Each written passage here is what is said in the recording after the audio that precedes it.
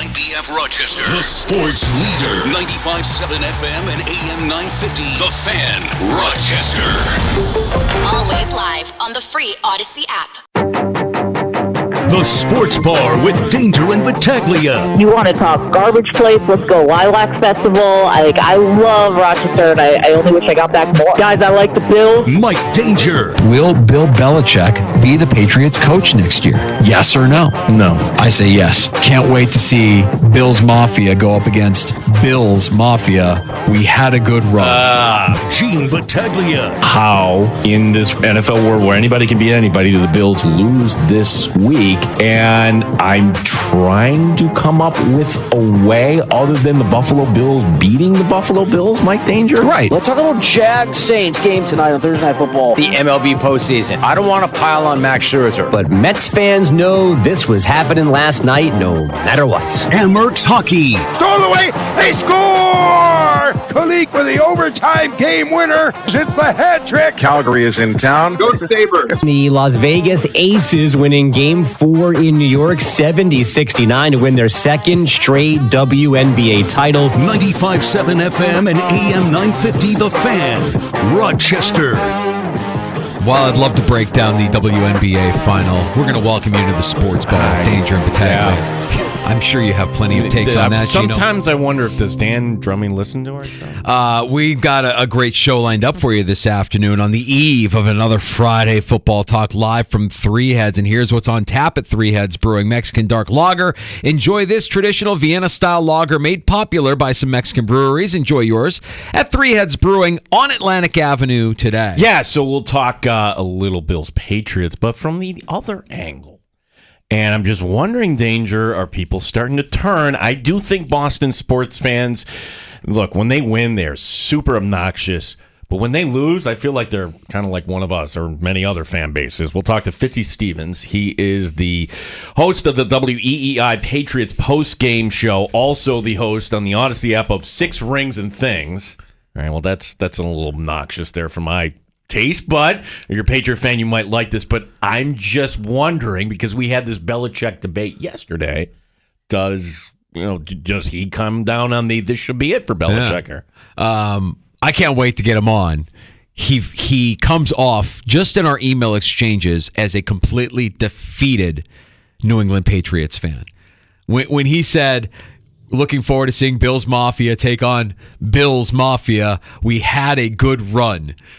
We had a good run. You did. You had a good run, and it's no longer their time. In fact, when you look at what's happening in New England this week, I counted 20 players on the Patriots injury report from yesterday. 20. I mean, are you going into Sunday with 20 players listed as questionable? How much of this is the good old-fashioned Bill Belichick gamesmanship that was, a hallmark of all of those years, all of the dynasty, where just now it just feels like, come on, man, this is old and tired. You don't really have 20 guys that are going to go into Sunday's game listed as questionable. Do you, Coach? Come on. Really? Really? You're fooling somebody with this at this point? Get out of here with that. We'll talk to Fitzy Stevens from WEEI, our Odyssey Sports sister station, coming up at 4:25. And as we do every Thursday afternoon with a game tonight to kick off Week 7 in New Orleans, Andy Behrens from Yahoo Fantasy Sports stops by the Sports Bar to help set your Week 7 fantasy football lineups. Yeah, so we do have a game tonight, as we do every Thursday night. Jacksonville, New Orleans. How do we feel about Jacksonville's offense tonight if it's not Trevor Lawrence? Or maybe it's Trevor Lawrence. We think he's going to be Trevor Lawrence, but is that really going to be Trevor Lawrence? We know there's no Zay Jones tonight, so we'll get the thoughts here. If you've got to play somebody tonight, and does Andy feel comfortable plugging in everybody Monday night? That's the worst. I mean, Sunday, 1 o'clock, okay, this guy is a scratch. But when you have to wait until Monday night for Christian McCaffrey or Deebo Samuel, your options are depleted. You don't have anything left. You're likely benching them if there's any uncertainty, because let's face it, by the time you get to Monday, there are no options left. There's just no options left. So tough spot. Do you pick up Elijah Mitchell as a backup? I don't know. Or are you just trying to hedge it a little bit? We'll talk to Andy. Yeah, we'll get his takes and his thoughts on how to navigate through the buys, through the injuries, and through the Week 7 schedule to help set and optimize your fantasy football lineup for this week. You can join us anytime this afternoon on the Good Smoke Barbecue and Pub Wingman line, 866-4FAN, 866-4326. Award-winning barbecue from Good Smoke Barbecue and Pub, and the new location at 135 West Commercial Street in East Rochester, goodsmokebbq.com. Yeah, so the Bills back at work today, and Sean McDermott's hoping that Ed Oliver will be back maybe tomorrow. As we know, Friday is the day you got to look at the injury report, so we're still waiting. I haven't seen it come across yet, Danger, the official Thursday injury report for the Buffalo Bills, but again, it doesn't seem like it's anything out of the ordinary other than in the open portion of practice today, Ed Oliver was not seen out there with the rest of his team. All right, so yeah, that would be a bit of a ding to the defensive line, but when you consider that the rest of the team appears to be getting healthy, that you're getting back potentially Dane Jackson. We saw Rousseau's impact.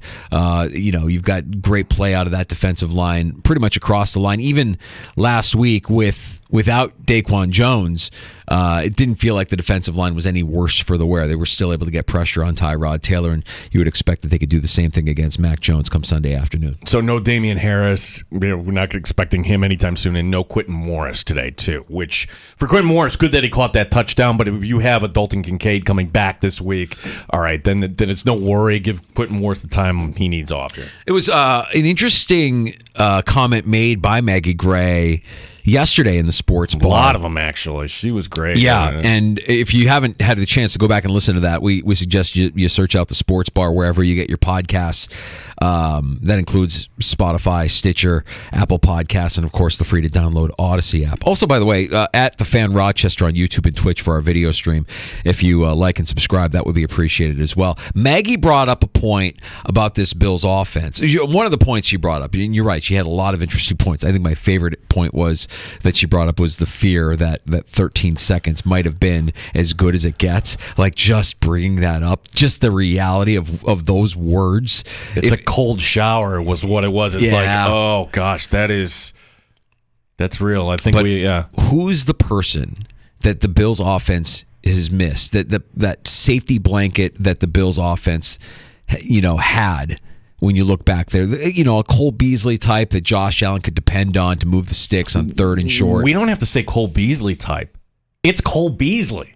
We don't say that name out loud because there's this other connotation. Whatever. I'm just talking about the football part. We're just having a football conversation. And we thought Isaiah McKenzie was going to be that guy. He had 11 catches against the Patriots 2 seasons ago. Everybody remember that? Yeah. And it never quite happened for various reasons for McKenzie. And then, well, maybe it'll be Shakir. Shakir comes up with like 1 catch a game, but he's not that guy on 3rd and 7 that you're looking to. And here was the latest hope. It's going to be Dalton Kincaid. Oh, Dalton Kincaid. I don't know if you know when they drafted him. He's not a tight end. He's a pass catcher. He's a playmaker. Don't put him in a box. Tight end. He can play in the slot, Gene. How often is he lining up in the slot, by the way? I don't know that I've seen a count, a tally on how often Dalton Kincaid is lining up in the slot. I guess I'm curious, Gino, if it's a lack of trust between quarterback and receiver, if it's... I'm going to say no on that, but continue. Is it a reliance on 14? Is it on, Stephon Diggs and the weight of having Diggs in your lineup, the idea that he's always open in his mind and that you have to, feed him the ball ad nauseum? Like, it was offensive how much they were targeting Diggs last week in that Giants game. Yeah, I think that, first of all, I don't know if it's a Josh Allen thing because go back to week 1. The average depth of the route was like a yard. They treated him like a second tight end, like he was Lee Smith. Okay, maybe that's just your first NFL game. We're not ready to do this yet. We're going to use you in a different role. Then the next 2 games, let's review the season. You trash the Raiders. You trash the Commanders. You put up 48 against the Dolphins. So it's kind of hard to nitpick anything that the Bills did in those games. But Then you get to Kincaid, and everything kind of goes wrong over in London, and then he's not available. So I don't think we've even reached that point of how to use Dalton Kincaid, but I think this would be the perfect week to kind of do this. This is nothing of an opponent here, even on the defensive side of the ball. So let's experiment. Let's put him in the slot. Let's try some different things this week, because now would be the time to start getting some trust between those two. I don't know if you agree with my point on this. I don't think it's an Allen thing. I think it's like Dorsey hasn't used him in that way. Right. And I can't remember if it was you or if it was Maggie that said that, by drafting a guy like Kincaid, maybe they've set themselves up long term to have an actual pass catcher not named Stephon Diggs down the road. I'd like to claim that, but that was Maggie's point. Yeah. And tight end, this is the weird thing. This was my point. We're all grading things on the Laporta curve right now. That here's this tight end for Denver, Detroit. I'm sorry, and all comes in and he's doing these great things and he's helping your fantasy team. And why can't we have a guy like that? Wasn't that supposed to be the whole idea? Tight ends in this league take so long to develop. I would contend that the tight end position is the only position longer as quarterback. It's a big ask here. But was he drafted as a tight end or as a slot guy? That's where I keep coming back to. Get him downfield, get him in the scene. Right. It took Travis Kelce a few years to kind of make hay in the NFL as well. I remember the first couple of years he was in the league, he was viewed as like baby Gronk because of his size and his ability as a pass catcher. And he didn't really explode until he got, a little bit further down his career. I want to say year 2, year 3. It's oh, yeah, he actually is beyond baby Gronk. He could actually surpass what Gronk was. Yeah, and thank you, Danger, because I just Googled him and all these Taylor Swift photos came up there. His 2014 is rookie year. My goodness, how long ago was that? 67 catches, 862 yards, 5 touchdowns. Pretty good. We're not even getting half of that. Pretty good. Right? Are we getting half of that this year from Kincaid? But now you've got Kelce routinely going over 1,000 yards receiving, double-digit touchdown. I mean, the guy's just... He's a monster. Yeah, he's a monster. And it took him, even that guy took a little time to develop and a little time to season. But I do think that there has to be a level of trust. And it doesn't matter with Mahomes. He just trusts that his guy is going to be where he needs to be and he can get him the ball. And you don't see that just yet with Josh Allen and his receivers not named Stephon Diggs. Diggs is always open, but when you throw it to Davis, the more you watch him, the more you realize just how limited his skill set is. He's a great downfield vertical threat. He doesn't have a lot of nuance to his route running. You're going to throw him a ball and out to the sideline. He's the guy that's going to toe drag and get you that reception. We've seen it so many times, and it's remarkable every time we see it. But that's it. I mean, he's not breaking ankles. He's not getting the kind of separation that this offense needs to have for it to fully execute. He doesn't have the speed that a Deontay Hardy does. He doesn't have the kind of twitchiness that a Cole Beasley had. So as your number 2, he doesn't offer a wide range of options in terms of what he brings to the table. So is Dalton Kincaid more than that? I don't know that Dalton Kincaid is more than that. I don't know what we have in him yet, but you do have somebody like a Deontay Hardy that I could see as the season wears on becoming a little bit more like what we saw out of Cole Beasley and even Isaiah McKenzie a little bit last year. Yeah, I think Chris Trapasso pointing out this piece of all 22 video and that, okay, he was only out there 10 snaps, but the Giants didn't want Hardy to get behind them. And you had 2 safeties dropping back there. Well, when you do that, holy mackerel, everything in the middle of the field opens up. That's right. So the point that Trapasso's making is more Hardy in this offense. It should be, we're talking about slot guys. Maybe there isn't a true slot in this offense. Maybe you're putting Diggs over there. Diggs can line up anywhere. But if you are just saying to Deontay Hardy, every other pattern, go deep, you're going to take a corner or a safety with you on that. And if you don't, Josh Allen's going to take him. So the point that Trapasso is making is just for one game. Let's try this out. make Hardy number 2 in targets. What would happen? You bring up chess here, and I'm wondering if Ken Dorsey, these are the things that we're trying to figure out Dorsey's mind. Because I'd like to think that he's calling games now to set up for a bigger prize when you're facing, I don't know, Cincinnati, Philadelphia, right. Kansas City, Miami again. All these games you're going to need. When you're playing poker, you don't show your cards. And he's not going to show all of his cards. He's not going to pull out every, trick in the bag early in the season against opponents like the New York Giants. Although against the New York Giants, the Hardy touchdown was brilliant. It was absolutely brilliant. I loved everything about what led to that touchdown, including the execution of the play that resulted in the touchdown, because you had an entire defense keying in on the guy you thought was getting the ball. You fed Diggs.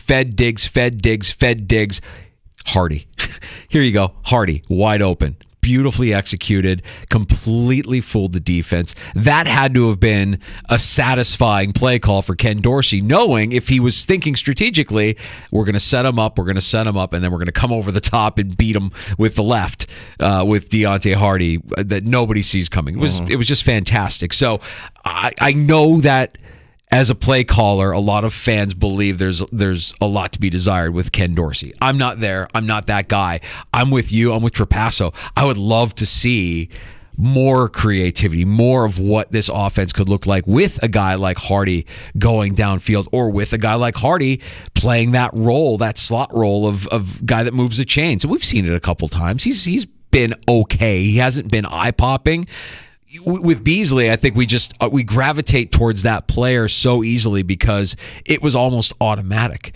He just rarely did he not make the play that you needed him to make on third down. He was just always that guy. And that takes time. And it takes consistency. And we haven't seen enough of Hardy, and maybe we'll see more of him as the season goes on. And we certainly haven't seen enough of Kincaid, and hopefully now that he's back and healthy, we'll see more of him as the season goes on as well. Yeah, see, what we're doing here also is when we skip ahead to April, when I say draft a lineman, that's where football is won. You can play this conversation because kind of making the argument that you need a different receiver with a skill set. We're saying everything kind of fits, and if Dalton Kincaid, if this is all it is this year, you drafted a tight end too? Yeah, I mean, we haven't had that conversation. Like, what if he has 300 yards this year and 2 touchdowns? I want to say that going into the season, that's kind of what we projected for him, wasn't it? I thought it was like somewhere around 600 to 800 yards. Man, like I don't we were know. talking about Kelsey rookie year stats. Yeah, I don't know. I mean, the thing that I always go back to is what about this organization, what about this offense leads you to believe that they're actually going to use the player in the way that we believe it is intended? When you hear that Dalton Kincaid's average depth of target was over 13 yards at Utah, rational coaching would tell you, hey, we could probably execute the same thing here, play to his strengths. No, it's about half that in the NFL. He's going about 6 yards. I know it's quicker, and I know you don't have as much time to deal, but that is interesting to me. Like, you haven't quite yet worked on playing to his strengths. And again, it goes back to what we were talking about yesterday. Trust is everything. But I'm going to go back to what I said at the beginning, though. It's you trashed 3 teams in a row, and then he got dinged, and so this would be the week if we come back on Monday and like, oh, he had 2 targets and they were both kind of checkdowns. Then we know we got a. I don't know if it's a problem, but it's not going to go against the argument that, hey, Dorsey's, It's not a problem if they're winning. Yeah. Even if it's 2 targets and they're winning, like, it doesn't matter if they're winning. Nobody's going to look and say, well, we need more out of the tight end. Yeah, we're always, until you see him do, the expectation is unrealistic. We want him to be Travis Kelce now, and maybe he never will be. But, you want more than what we have, for sure. And because I think here, we look at things, we listen to things, we pay close attention. And I just go back to Brandon Beane's season-ending comments, not this year, but from the 13 seconds year, where he's saying, yeah, we got to have one of those tight ends that we can match point for point. Oh, and he didn't get one of those. Now he did. Mm-hmm. And we've yet to see him be used that way. Yeah. Well, they have been doing certainly more of that 2 tight end, that 12 personnel. In fact, early in the season, I want to say it was like over half of their snaps were in that personnel. So maybe just having him on the field makes this offense a little bit more in line with what Ken Dorsey wants to call what this offense actually wants to do. May I have the breaking news sounder, Mike Danger? We have some breaking news in the sports bar. Ow! Ow! Ow! It really hit me. I didn't know it was coming back that far. So the Bills just put out their injury report. We already knew Morris, Oliver, and Damian Harris all not practicing today. Oliver's the guy we got to watch tomorrow. Can they get him on the practice field? Limited today. Cam Lewis with the shoulder. Kyer Elam remains limited with the ankle. They're not listening to his bruised ego. Yes, that was a joke I used yesterday. And everybody else is full, including Greg Rousseau, who had the foot issue. He was limited yesterday, fully practicing today. Good news there on the Buffalo Bills injury front. Buffalo Bills injury report just released by the team. All right, let's check in on Andy Behrens from Yahoo Fantasy Sports next in the Sports Bar. Talk some fantasy football as we prepare for Week 7. Tonight, it all gets underway. Thursday Night Football on Prime with Jacksonville traveling south to New Orleans to take on the Saints in the Big Easy. Certainly some fantasy plays tonight. And we'll look ahead to how you're dealing through bye weeks and injuries, even as late as Monday night with the Niners in Minnesota to take on the Vikings. Andy Behrens to help navigate us through Week 7. On the way next in the Sports Bar, Danger and Battaglia, the Fan, Rochester. Odyssey has sports for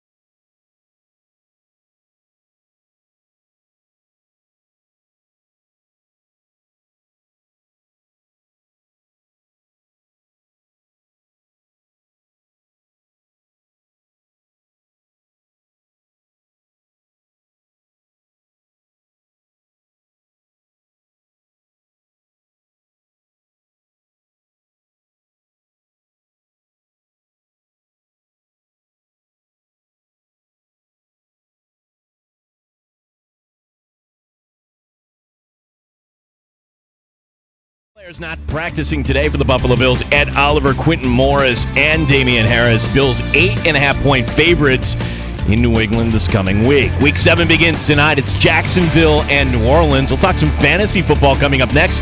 Andy Behrens from Yahoo Fantasy joining us here in the Sports Bar. Got Sabres hockey tonight. The team looking to make it 2 in a row as the Calgary Flames come to town. Sabres head coach Don Granato on the opponent. When you look at that lineup, it's deep and strong. From Markstrom on out, heck of a group of defensemen, very talented and very competitive, and likewise up front, a pretty good spread of talent and compete. It shows up significantly in all of those. Coverage begins at 7. Philadelphia and Arizona beginning at 4 o'clock. Texas and Houston in the baseball playoffs tonight. Gene Battaglia, the Fan, Rochester. The beer is cold and the wings are hot. You're in the Sports Bar with Danger and Battaglia on the Sports Leader, 95.7 FM and AM 950 The Fan, Rochester.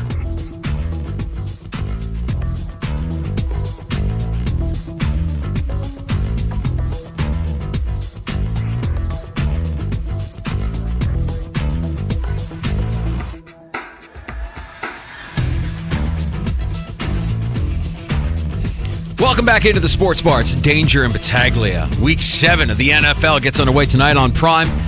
It is the Jaguars and the Saints. And for fantasy football, you can always go to our buddy Andy Behrens, Yahoo Fantasy, who's good to join us every week at this time to help set our lineups. It's not the sexiest of matchups, but there's certainly some players that you have in play tonight. Andy, how are you this week? I'm doing well. I don't know what you mean about not the sexiest of matchups. There are some by the standards of Week 7. This is an exceptional match. It's rough out there. We got 6 teams on bye. We got a lot of dud games. This one is actually moderately interesting, which is extraordinary in a week like this. Yeah, of course, we got a lot of injury concerns. We'll get to Monday night in a second, but for tonight, I guess you're comfortable, right? If he's going tonight for Trevor Lawrence, and then part 2 of this question.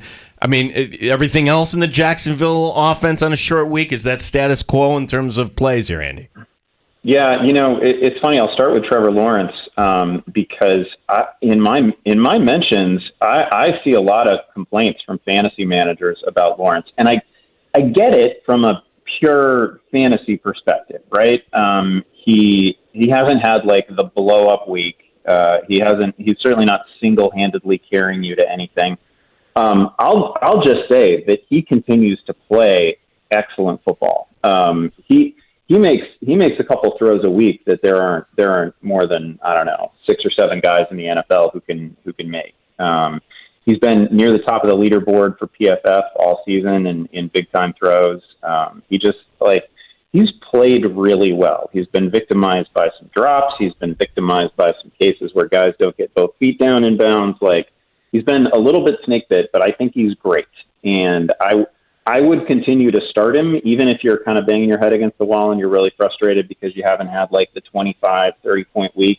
I do think there's a huge week coming from this offense at some point. All right. That said, it might not be tonight against the Saints, right? There's a really good defense. Yeah, and I was going to say, Bills fans know all too well what Travis Etienne can do when he gets going. What's your take on these Jags receivers, on Ridley, on Christian Kirk and the years that they've had so far? If you got frustrated fans talking about Lawrence, I imagine there's a little bit of frustration on the inconsistencies at wide receiver as well.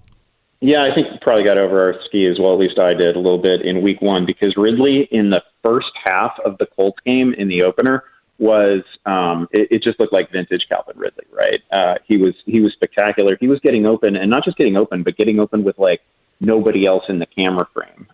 It was awesome. And since that time, Ridley has been one of the biggest dropper of passes on that team. He's been a little bit of the problem. I will say that he's kind of settled in at like 7 or 8 targets a game. And that's enough workload to really matter. We're still going to roll him out this week, especially, again, with 6 teams on bye, a lot of injuries. We're going to roll him out as something like a wide receiver, too. I think he's very good. Christian Kirk is very good as well, and probably isn't that far off of Calvin Ridley. They serve different roles in the offense, in the sort of route tree there for Jacksonville, but And unfortunately, it's kind of swung between one and the other so far this season. I do think there are going to be weeks where they're both able to go off and function for you reasonably well. One of them is going to see, probably both of them actually, going to see a little bit of Marshawn Lattimore tonight, and Lattimore's played about as well as any corner in the league. So again, it's a little bit tricky. Yeah, normally I'm not asking you a question about Derek Carr, should you play him or not, because I hope you have better options. But again, we're kind of in the bye weeks here, so we don't get Cincinnati this week. We don't get Dallas this week. So if you're looking to stream a quarterback, are you considering Carr tonight, or are there better options, Andy? Yeah, Carr had a nice yardage total last week. His like red zone struggles are really well documented, though. The touchdown totals are just simply not great. I don't happen to think that he's the greatest streamer this week. He's fine if you're really in a pinch, but guys that are actually widely available, I'd prefer. I mean, I've got Sam Howell higher than him this week. Sam Howell's got a little rushing upside, and he faces the Giants. That's relatively friendly. Russell Wilson might be out there in a handful of leagues. I would prefer Russell this week. Maybe even a Baker Mayfield. Derek Carr is a little bit sketchy. Derek Carr is a good quarterback for the kicking game of that team because things just break down when they get inside the red zone. But I just never expect a huge week from Carr. Andy, how are you dealing with your Indianapolis Colts assets with hearing the news that Anthony Richardson's gone for the season? It's the Gardner Minshew show till further notice. Knowing what that backfield is with Moss and Taylor, the wide receivers there in that offense, especially when you look at who they're facing this week in this dominant Browns defense. Well, that's the immediate problem, right? The Browns defense is not only dominant, but they're like 80 yards clear of the second best defense in terms of total yards allowed per game. They've been phenomenal. They were obviously great last week against the Niners. They cover well. They bring a lot of heat on passers. Like, this is just a stay away matchup generally. I don't think that just in terms of like who's at the controls of the offense, I don't really think it's all that hurtful to the receiving corps there to have Gardner Minshew in place of somebody who they'd really built a creative offense for Anthony Richardson, and they were leaning into his strengths, and it was super fun. And I full credit to that coaching staff. I like everything that we saw in the early weeks, but just in terms of driving the offense, giving us a functional passing game, I don't think there's a whole lot of difference between a veteran Gardner Minshew and a learning on the job Anthony Richardson. I think it's probably, I don't know. I don't want to say that it's good necessarily for the running backs, but I will say we don't have to worry about Anthony Richardson, poaching carries inside the 10-yard line and scoring all the rushing touchdowns and taking those away from Zach Moss and Jonathan Taylor. Like, those are back on the table for those guys. So I don't think it's bad for anyone here. Andy Barron's Yahoo Fantasy. You'll check him out tonight. We'll tell you about that. Andy, I'm sure you're going to get this question a lot this week. How do you manage when you have key injuries or key questions, I should say, about Monday Night Football, about Christian McCaffrey, about Deebo Samuel here? Are we feeling comfortable? What would be your advice here? Because if it's Sunday at 1, Sunday at 4, it's easier to make that swap. Monday night, you're going to be a little limited. Yeah, just early in the week, reading tea leaves, I personally feel a little bit better about Deebo. I think there's probably a greater chance that he's going to be able to go. I would hope that if you're a manager who's tied to Christian McCaffrey, so we have layers of problems here. Number one, we don't know whether he's going to be able to play, and number two, we actually don't know who the biggest beneficiary of any loss of playing time is going to be, right? Because they came into the season with Elijah Mitchell as the clear understudy. He was the clear number 2. He's been good for a couple of years. But Jordan Mason has been great over the last 2 weeks. Now, neither one of them can do the things that McCaffrey can do. They're not, super dynamic, line them up outside, route running, brilliant in the receiving game sort of running backs. But, when Jordan Mason gets ahead of steam, he's a load to bring down. And you give him a free run at the line of scrimmage, and he's going to hurt some people. You're not going to be able to arm tackle him. Like, he's kind of fun. So he's the guy that I've prioritized ahead of Mitchell. I'm telling you, I might be wrong about that. Like, that is, only Kyle Shanahan knows the answer to that question. But I just think the way that Jordan Mason has been playing and the way that they utilized him last week while both he and Mitchell were available, I think Mason is probably the guy. So I'd want to have him available in case McCaffrey can't go. If we don't know something solid on McCaffrey by Sunday, I don't think you can risk it. Hey, Andy, what do we know about in the Rams backfield? What do we know about Zach Evans going into this weekend?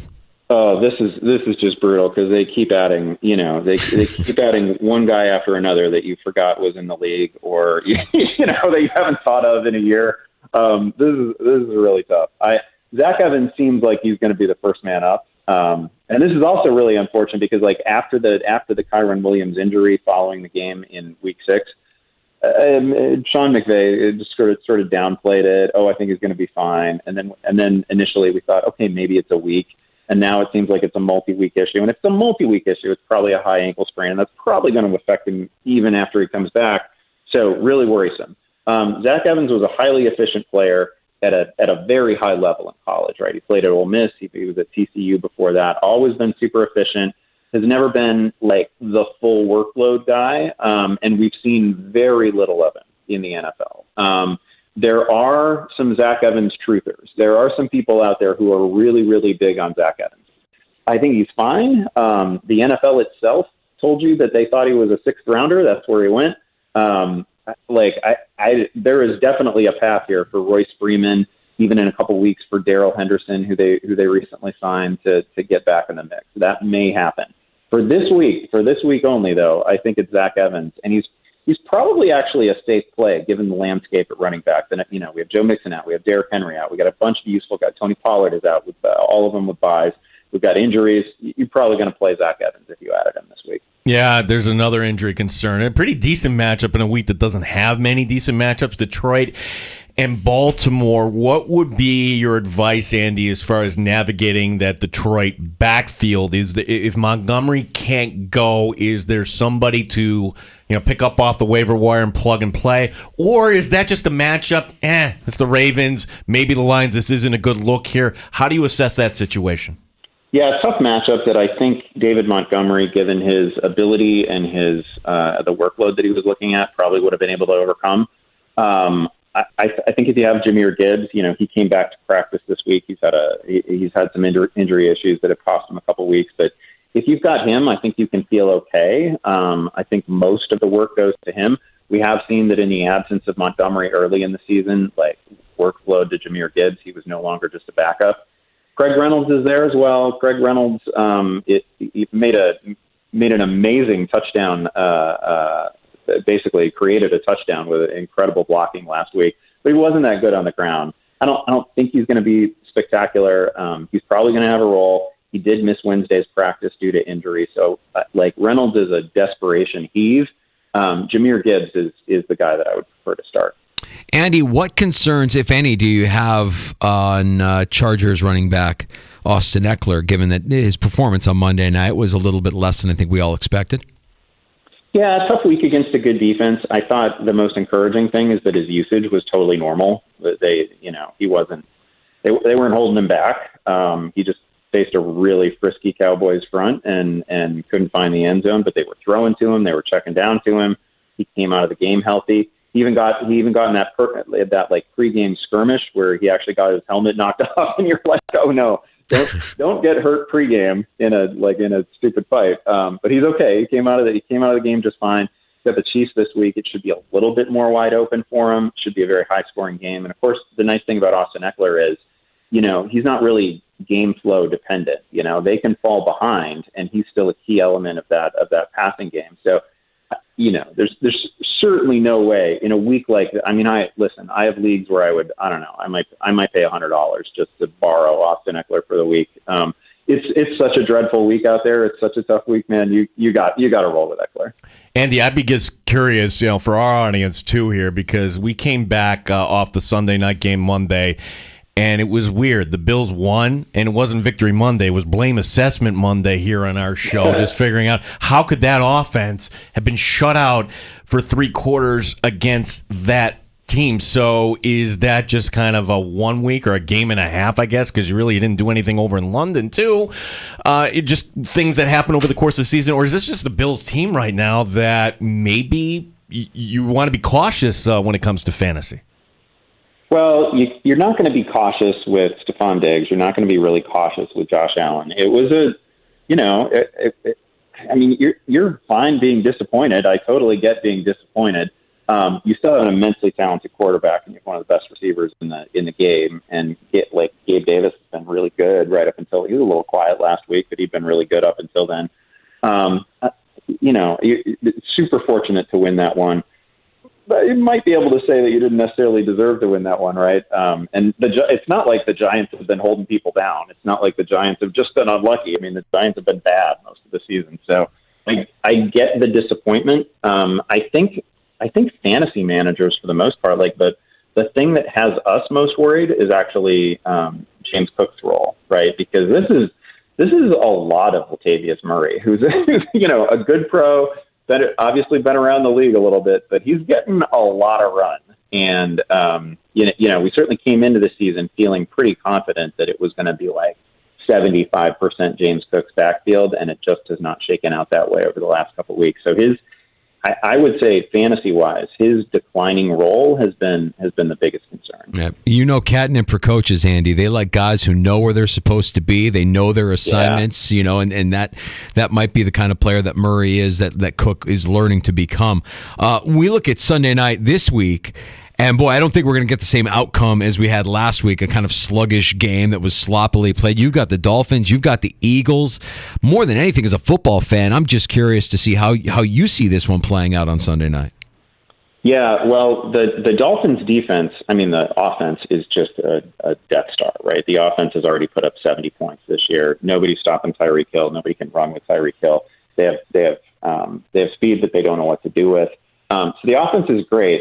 The defense has been kind of generous, they let Carolina get a couple of early scores on them. The defense is vulnerable, and that's good for Philly, because Philly definitely needs a get right week after what they're coming through against the Jets, and the really horrid pass that basically ended the game from Jalen Hurts. So going to be more room to operate against Miami, I'm fairly sure. So you can expect big weeks from Raheem Mostert. You could expect big weeks from Tyreek Hill and Waddle and all the usual suspects. But it's also a really good spot, obviously, for Hurts and Brown and Smith and perhaps Goddard as well. DeAndre Swift is a great start this week. This is that game. I don't know.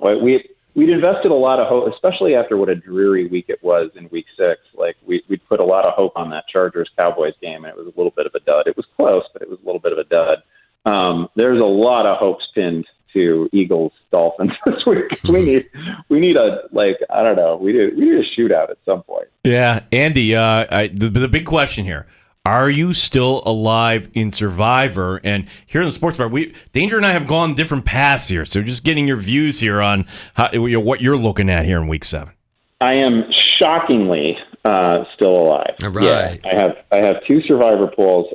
I'm staring down November. I don't know that I've ever made it to November in Survivor. This is just not something that happens. My thing this week, however, is that on Yahoo's Survivor game, they show you who everybody else is taking. Right. At least they show you who the greater community of Survivor players are taking. And the whole world is taking Seattle, right? Seattle's obviously a flawed team too. So I will say I'm doing I'm taking a different path this week, and I'm just hoping that Seattle actually gets knocked off. So I have your Bills. I have your Bills. You're good. You're good on that. You didn't use the Bills. I hope I'm good. Yeah, you're good on that. Not being a homer, Andy. This is you're coming off a dud of that game. Sean McDermott teams will sit up straight here, and that's everybody here. We haven't forgotten how the Patriots have owned this team. So you'll be fine this week. And Gene is a man of the people. He's going with Seattle. I'm going a different path. I'm actually taking the Niners. They were still available to me. Your take on the Niners there on Monday night? We know that it's a little bit of a cloudy injury picture, but I have a hard time seeing that team against that defense put up 2 stinkers in a row. Yeah, I've been kind of holding the Niners in my back pocket in Survivor, so I've still got them. Not taking them this week. I agree with you. I think the Niners just they ran into 2 things. Number one, they ran into injuries last week with Debo and McCaffrey, and Trent Williams was out for a while, and they also ran into a defense that is the equal of their own defense, right? The Browns are going to give people problems the rest of the year. By the way, a little side note, in fantasy, the Browns actually entered this week only rostered in about less than 30% of Yahoo leagues. They don't have a bad matchup the rest of the way. Like, they're a defense that you can just add and park it in that roster spot and forget about it for the rest of the season. Anyway, I think the Niners are just a supercharged team when healthy. That is obviously the biggest open question going into this week, because there's a huge drop-off from Deebo Samuel to whoever we're calling the next man up in that receiving core. And then obviously there's a huge drop-off from Christian McCaffrey to Eli Mitchell and to Jordan Mason. So we need those guys to be healthy, but the defense can hold any team to 13 in any given week.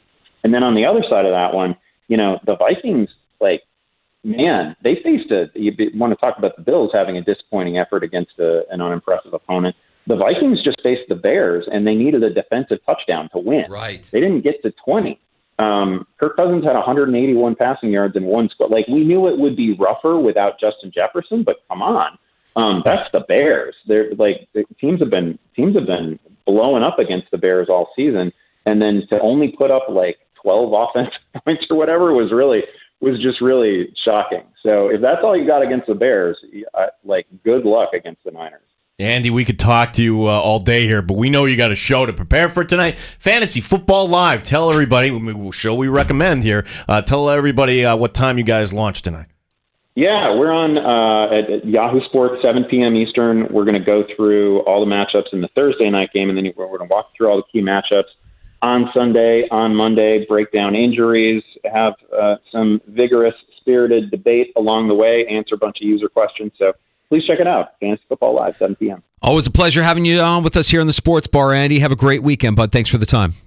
Thank you, guys. Good luck to everybody. You got Andy Barron's Yahoo Fantasy Sports every Thursday here in the Sports Bar with Danger and Battaglia. Helps set your fantasy football lineups for Week 7. And, man, it is kind of a gift to have him on. He's a busy guy. He's got to go be on that show later tonight to get everybody ready for tonight's action. He carves out a little time for us here in Rochester. What a gift. Yeah, they were going on Sunday mornings up until this year, and they're like, they're moving to Thursday. He's like, nope, I'm still good to join you guys on Thursday. I'm like, yes. Yeah. He's fantastic, and it's awesome having him on with us here, especially if you're a fantasy football player and you have questions. Andy has those answers for you, and now you're ready to go. A smarter football fan heading into Week 7. Just a brutal schedule. Oh, this is right. It's for guillotine leagues too. This is the one where it's getting down to the crunch time. Yeah, and this is the one where I might get chopped because legitimately because of Christian McCaffrey, and Elijah Mitchell was available. I picked him up. It's great to hear that he might not be the primary option. I will fully take ownership of a mistake when I make it, and I honestly deserve to be chopped from our guillotine league. You've been close a few times. This week I looked at my roster and almost had a heart attack at 105. Oh no, I missed this. When I realized in my flex I had a player who was still on IR. Oh my God. I had added Jeff Wilson of the Dolphins, thinking, with Achan out. Oh, that's right. They never activated They didn't activate him. Oh, my gosh. I got a big goose egg in one of my flex positions because I was mismanaging my roster, Gene. I was asleep at the wheel. I was not focused on a Sunday morning on what I should be focused on. I should be focused on setting that lineup, and I completely whiffed. And so I'm biting my nails all day Sunday, just hoping, praying that the rest of my team can pick my squad up and I don't finish in last place and get the dreaded chop. Not only get the dreaded chop, but get the chop because of my own dysfunction. It's very unlike you. What was going on Sunday? Were you? Was there family things? What it was? It was my mother-in-law. It was my mother-in-law. Don't blame your mother. I'm not blaming her. I did a good deed on Sunday morning. Mm-hmm. I go my dad run, and my wife is like, my mom would love if we brought the power washer over and just kind of hit the power washer on the front patio and her front sidewalk. I'm like, yeah, no problem. I mean, the weather's terrible, but whatever. I mean, if we can get over there if it's not raining, yeah, we can do it. And I go on my dad run, and I'm all, I'm ripe. I'm like, if I'm going to use the power washer, now's the time, because I'm going to shower after I'm done with that, and I'm going to settle in and watch football all day. And I did, but I knew that I didn't have to rush home for 1 o'clock for the Bills, so I took my time. And by the time I got home and by the time I settled in, I looked at my roster and I'm like, oh my God, gosh. what did I do? What did I do? I'm glad you're owning this up on the air. I totally missed that. I survived. You survived. I somehow survived. Well, this is the lesson everybody can learn. Like you should set an alarm at noon. Where are my priorities? Yeah. I mean, it's not like I wasn't getting alerts on my phone either. Like you know how it is if you've got your alerts set. My watch is going off every 30 seconds with this player active, this player inactive, daily inactives, who's in, who's out. Like I've got all of those alarms, all of those alerts. That's why that's all noise. You legitimately have to do a once over for your teams after the inactives are announced. Yeah. Well, it was a sloppy Sunday in the unsanctioned for me. But we survive. We move on. And now I look at my roster this week. I'm like, nope, still hate this team. Not a fan. Don't like it. Don't feel good. Have no kind of prospect of seeing myself in Week 18. I just don't. It doesn't matter. You can somehow navigate week to week and pick up players along the way. Yeah, it's a lot of fun. All right, we got to take a break. We're going to come back. We've got more next in the sports bar. We've got the Bills injury report to get to. We will let you know who's in and out of practice, and we will go to Boston. We will talk to Fitzy Stevens of our Odyssey Sports sister station, WEEI. Patriots podcast, 6 Rings and Things. Fitzy hosts that as well. He's our guest coming up in a few here in the sports bar. Give us like a half an hour, and we'll get the Patriots' point of view in advance of Sunday's 1 o'clock kickoff between the Bills and the Patriots. Get ready to start this NFL week off right tonight. Mike Danger for FanDuel Sportsbook, the official partner of 95.7 The Fan. Right now, all customers can get a no-sweat same-game parlay for tonight's Thursday night football game. Just place a 3-leg same-game parlay on tonight's game between the Jags and the Saints. You're going to get bonus bets back if you don't win. NFL same-game parlays are the perfect way to combine your bets for a chance at a bigger payday. Build your own or choose from one of the popular same-game parlays pre-built for you in FanDuel's top-rated sportsbook app. Visit FanDuel.com/Mike, M-I-K-E, so you don't miss out on your chance to get a no-sweat same-game parlay on America's #1 sportsbook. FanDuel, an official sports betting partner of the NFL. 21 plus and physically present in New York. Refund issued as non-withdrawable bonus bets that expire 7 days after receipt. Max refund $5 unless otherwise specified. Restrictions apply. See terms at sportsbook.fanduel.com. For help with a gambling problem, call 1-877-8-HOPE-NY or text HOPE-NY 467-369. It's Halloween all month long at the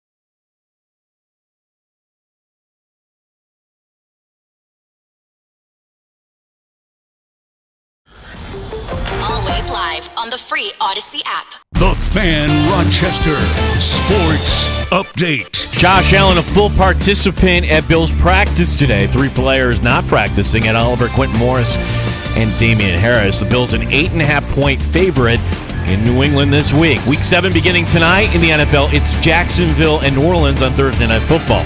Sabres hockey tonight as well. The Calgary Flames, the opponent. Matthias Samuelsson, defenseman, looking to keep that penalty kill going. I think there's just a little more confidence to it. Still worrying about getting scored on or the other power play scoring. We just hop over the boards and know we could kill the 2 minutes, and I think that approach helps the confidence.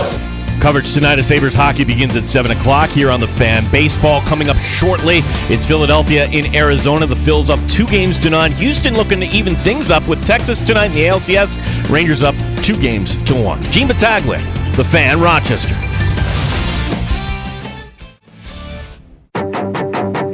The Sports Bar with Danger and Battaglia. You want to talk garbage place? Let's go Lilac Festival. I love Rochester, and I only wish I got back more. Guys, I like the Bills. Mike Danger. Will Bill Belichick be the Patriots coach next year? Yes or no? No. I say yes. Can't wait to see Bills Mafia go up against Bills Mafia. We had a good run. Gene Battaglia. How in this NFL world where anybody can beat anybody do the Bills lose this week? And I'm trying to come up with a way other than the Buffalo Bills beating the Buffalo Bills, Mike Danger. Right. Let's talk about Jags Saints game tonight on Thursday Night Football. The MLB postseason. I don't want to pile on Max Scherzer, but Mets fans know this was happening last night no matter what. Amerks Hockey. Stole away. They score! Kulik with the overtime game winner. It's the hat trick. Calgary is in town. Go Sabres. The Las Vegas Aces winning Game 4 in New York, 70-69 to win their second straight WNBA title. 95.7 FM and AM 950 The Fan, Rochester. Hey, can we add this to our agenda when we talk to head coach Seth Appert, the Rochester Americans, on Tuesday? Boys, it's okay to win a game in regulation. Don't have to go the extra frame if you can avoid it. Yeah, if you're going back to the preseason, that's 5 straight now. Guys, just throwing it out there. It's a long season. Don't add to it. I figured last night, okay, they're up 3-0. Shoot. All right, we're in the They've played clear. enough hockey. They've played enough hockey now where it's like, all right, you're 2/3 of the way through the season, boys, and we've only played 3 games. Can you win a game in regulation? Kulik with the hat trick last night. I would think they're probably going back to the same place, right? If you won last night and you watch Sabres hockey on Tuesday night, or whatever this sports bar is in Montreal, you're going back to the same spot tonight, right? To watch the Sabres. And Are you insinuating that hockey players or athletes are superstitious? More than any other breed. Yeah, I tend to agree with that. That was a fun game last night. The Sabres take the ice tonight. You can hear the action on the Fan Rochester. Calgary, the opponent, at KeyBank Center. We'll be joined later this hour by Fitzy Stevens of WEEI in Boston, our Odyssey Sports sister station. He is the Patriots postgame host and also the host of the Six Rings and Things podcast. Fitzy joins us here in about 20 minutes or so. We'll check in on the state of Patriot Nation. I have a feeling it's not good, but we'll get Fitzy's take on everything leading up to Sunday's game in Foxborough. Yeah, and we'll ask him the question point blank. Describe the way in which the Patriots win this game. The only way I can come up with other than Bills beat the Bills is, all right, it's Malik Cunningham time. Here we go. And and you realize that Bill Belichick, for whatever reason, wasn't smart. You don't understand. The way that they win this game is by putting not 1, not 2, not 5, not 10, but 20 players on their injury report. I mean, it's not uncommon for the Patriots to have 20 players listed as questionable going into Sunday. Is it, Gene? That's just like a big middle finger to the league. Isn't that what it is, basically? Like, why not put the whole team on? I don't know. Yeah. And look, yes, some of those injuries are probably legitimate. Or we could actually see 20 questionable tags on Sunday going into that game. Bill Belichick doing Bill Belichick things as if it matters now, as if this is what is going to get you over on the Bills. It's great. Like, at 1 and 5, you could think they're dead, but you could really make the Patriots dead. A 6 loss. Yeah, the Patriot way is dead. It's been dead. And these moves, the little games, Like it matters now. You've got one win on your resume this year, and you've been blown out in another game. Come on. 20 players on the injury report. Thursday night game tonight, the Jags traveling to New Orleans. We talked to Andy Behrens last hour from Yahoo Fantasy to help set your lineups for Week 7. Trevor Lawrence is going to give it a go. Pre-game warm-up is going to determine whether or not he actually gets the start. So he's dealing with a bothersome left knee. And Doug Peterson expects that he will play tonight, that Lawrence will play tonight. As long as he gets through those pregame warm-ups without any sort of setbacks, he'll be wearing a brace, obviously, if he does play, just to prevent any further knee issues. So Trevor Lawrence v. Derek Carr tonight. Yeah, when you factor that in and you realize, wait, the Saints actually have a pretty good defense. And this is going to be like Thursday night, 17-10, right? It's going to be one of those. Like, I took the under. Yeah. I took the under at 40.5 on FanDuel. I also took, if I may, some hot kicker talk. I also took Blake Grupe? Blake Grupe over 1.5 field goals. Pay the man. Let's go.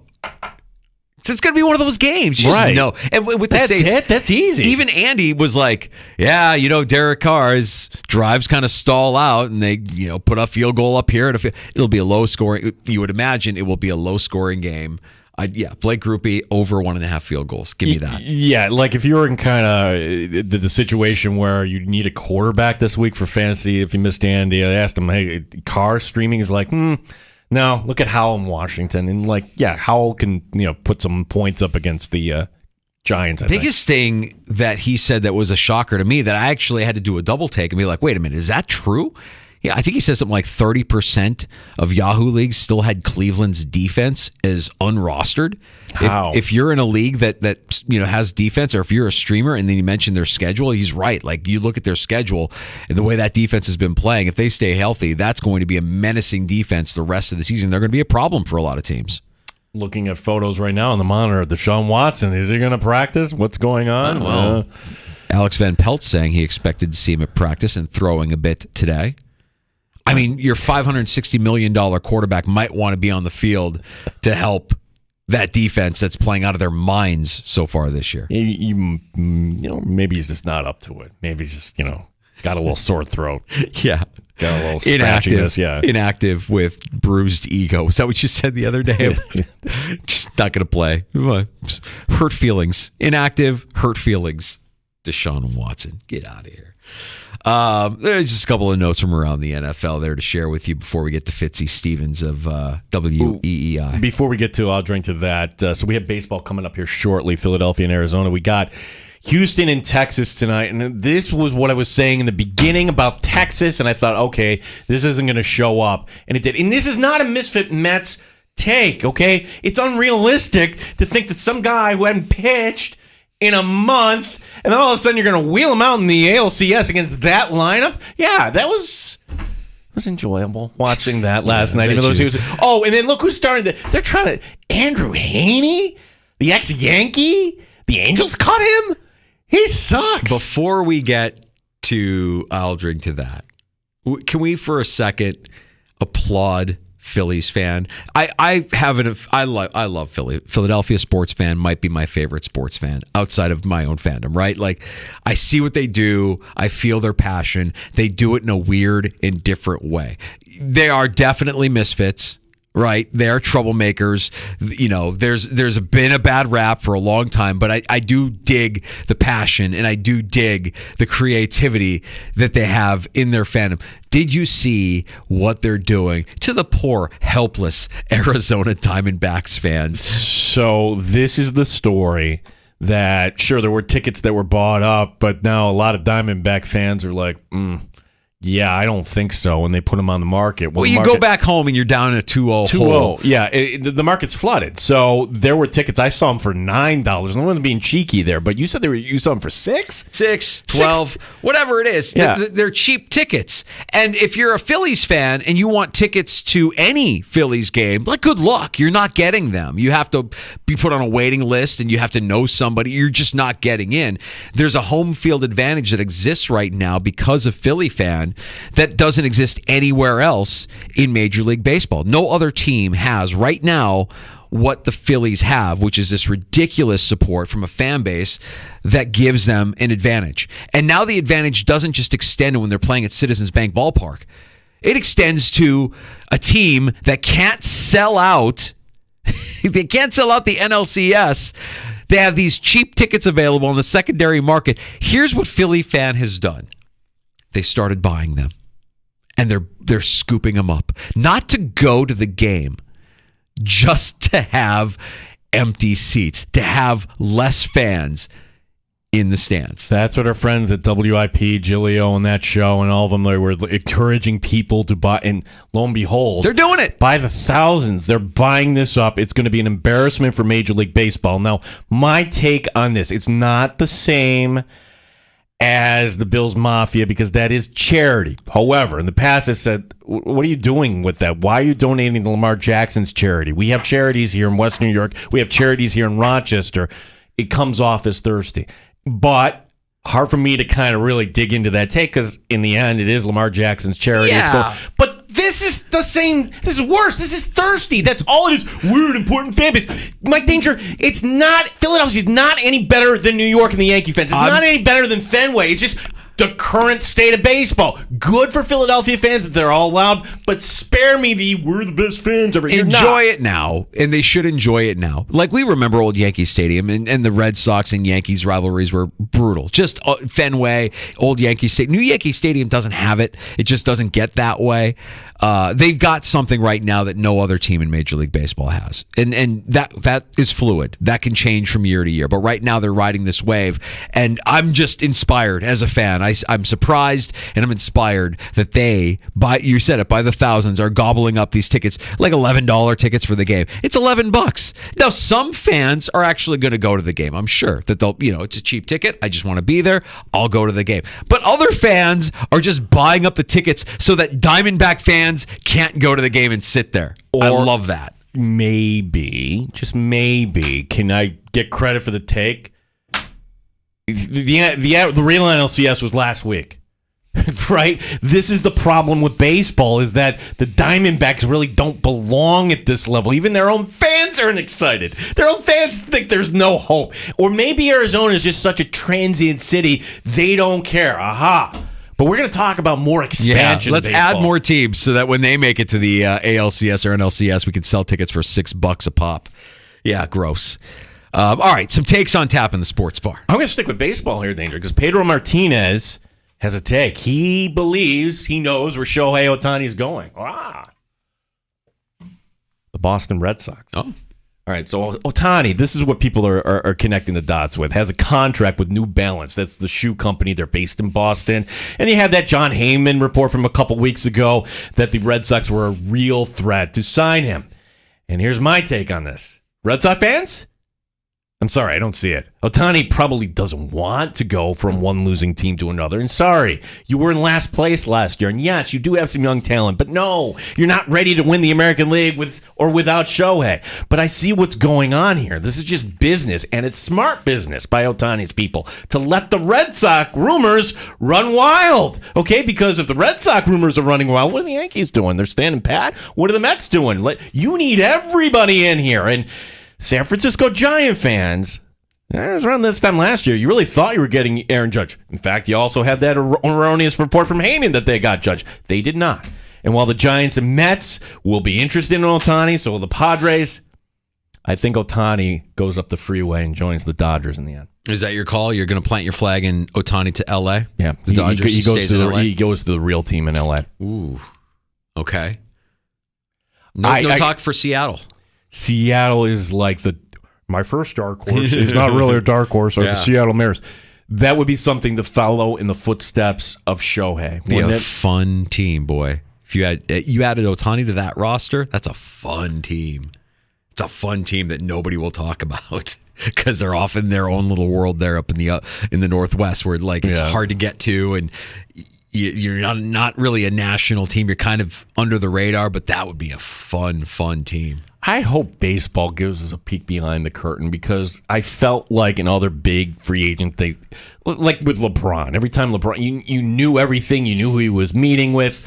I just hope this isn't behind closed doors and, I want to be hearing the process here along. Gene, you're the business guy in the room. You're the money guy in the room. You're the sales guy in the room. Something happened today that hasn't happened ever.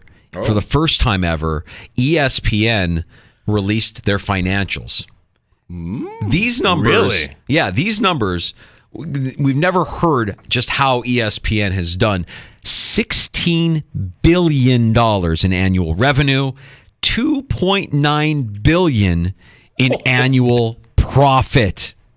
That's ESPN. More profit. ESPN drives more profit for Disney than the entire entertainment division. Now, the entertainment division does bring in more annual revenue, but in terms of profit, that $2.9 billion is more than the streaming and the TV and the movies, etc. They bring in $2.1 billion. And where does the money come from? It comes from the fees that cable companies and satellite companies pay to distribute ESPN. That's $10.1 billion of their $16 billion annual revenue. And a little bit of that annual revenue comes from your world, Gino, advertising. Yep. Imagine hitting a mark of $4.4 billion in ad sales annually. Now, that sounds really impressive. Yep. But ESPN's financials are actually going in the wrong direction. They're headed in the wrong way. When you see why ESPN is cutting jobs and reportedly looking now to partner with companies like Apple or Amazon to increase distribution, the business is not what it was. They've gone from 100 million pay TV households in the U.S. to about 70 million just in the last decade. That's a trend that won't reverse. And now sports rights keep getting more and more expensive. If you're ESPN, you have to pay for that. So the last thing holding the cable bundle together, you understand now why their revenues have actually dropped 35% over the first 9 months of 2023. 9 times. They're having a rough go of it and trying now to push people to ESPN Plus. Do you have ESPN Plus? I do not, no.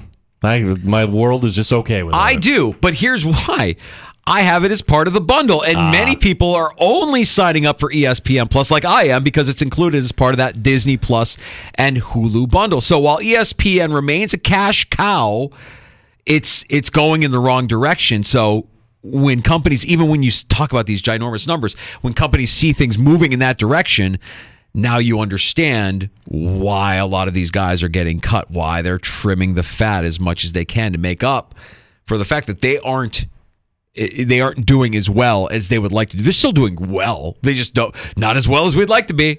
It's an interesting story arc, right? Like two guys that like you read the story of how ESPN was founded. It's like these are just two average Joes, below average, some would say. But yet they came up with the idea, and all of a sudden it mushrooms. In the 80s, it takes off. ESPN was a destination. It's not that anymore. If you want sports content, it's everywhere here now. So that destination's gone. Really, all that's left is the brand name. So that's really what you're buying, the brand name, because you're going to get to a point here, Danger, when at the world more streamers come along. We already saw it with Thursday Night Football. That feels like the trial run. Does Amazon really want Thursday Night Football, or do they want Monday Night Football? Or do they want something else and all these other, like 10 years from now? What does ESPN have left if they're not part of Amazon or part of Apple? This is why they're trying to sell right now. And that's going to be earth-shaking when ESPN's like, okay, guess what? We're part of Apple, and now we got to go there. I would bet Google, because you got the Sunday ticket, and you can align yourself as a sports brand with the package that everybody wants to get their hooks into. But Google has, and maybe this is because they think the fees are too high right now, like a lot of us, myself included, have gone away from YouTube because, well, we don't get MSG and you're not getting Major League Baseball. I mean, other than the NFL package, the Sunday ticket, what as a sports fan, like it's not for you. Yeah. Well, I saw those numbers. I almost fell out of my chair, and I thought to myself when I saw those numbers, all right, so why? Why move on from the Susie Colberts of the world? Why trim the fat the way they did here earlier this year? And a closer look at those numbers, and you realize, oh, yeah, the world is changing, and they're trying to adapt, which is why they're forcing ESPN Plus down your throat. Well, this is also something I think you and I are self-aware. Okay.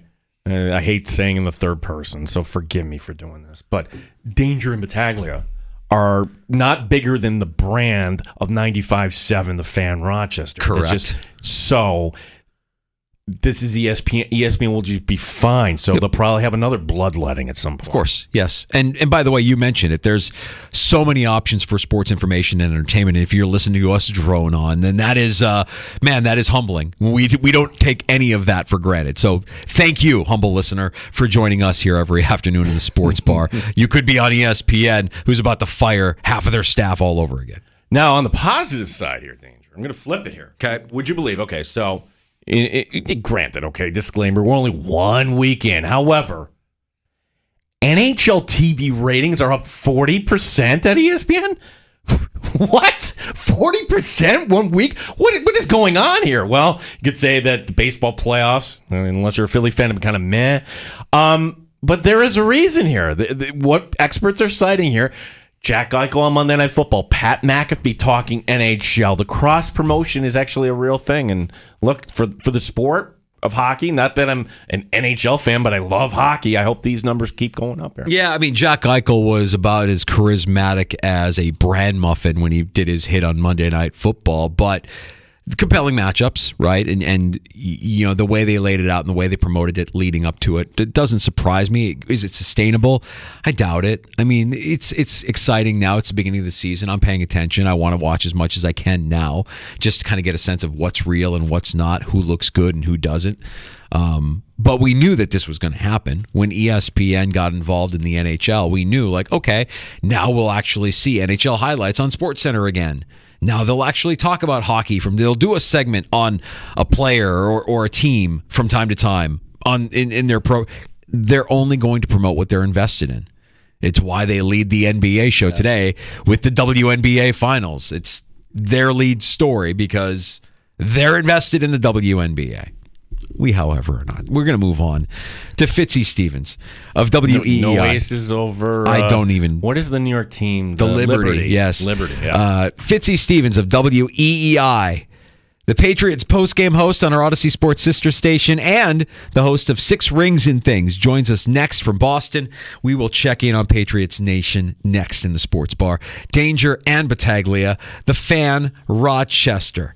Hey, snap into action this NFL season with FanDuel, America's #1 sportsbook. It's me, Danger, for FanDuel Sportsbook, the official partner of 95.7 The Fan. Right now, new customers get $200 in bonus bets guaranteed when you place a $5 bet. That's $200 in bonus bets, win or lose. Now, if you've been thinking about joining FanDuel, there's no better time to get in on the action. The app is so easy to use. There's a wide range of betting options, including spreads, player props, over-unders, and more. So visit FanDuel.com/Mike, M-I-K-E, to kick off the NFL season.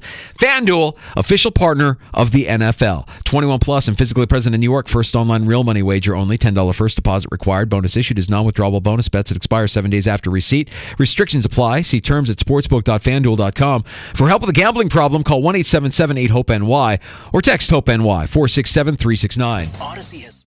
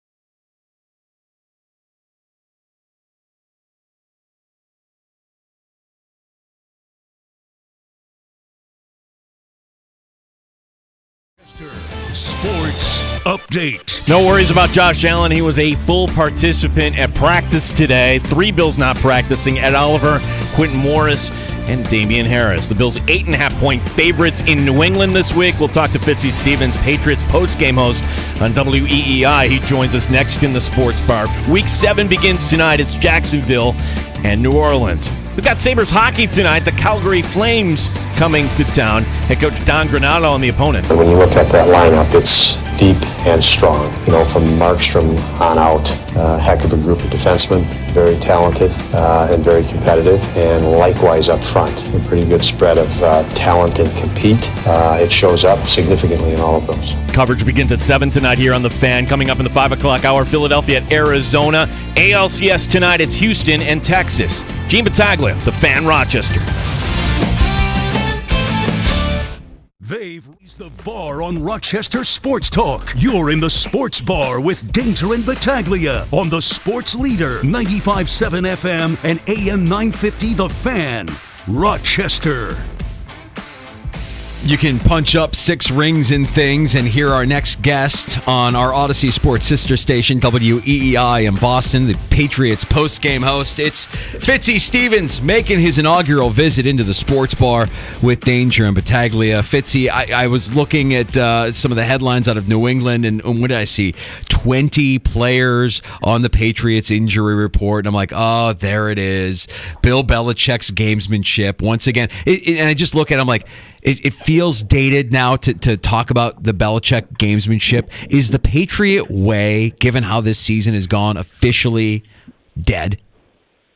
Dude, the injury report this week for Patriots Buffalo is longer than a CVS receipt or the end credits on Avengers Endgame. My God.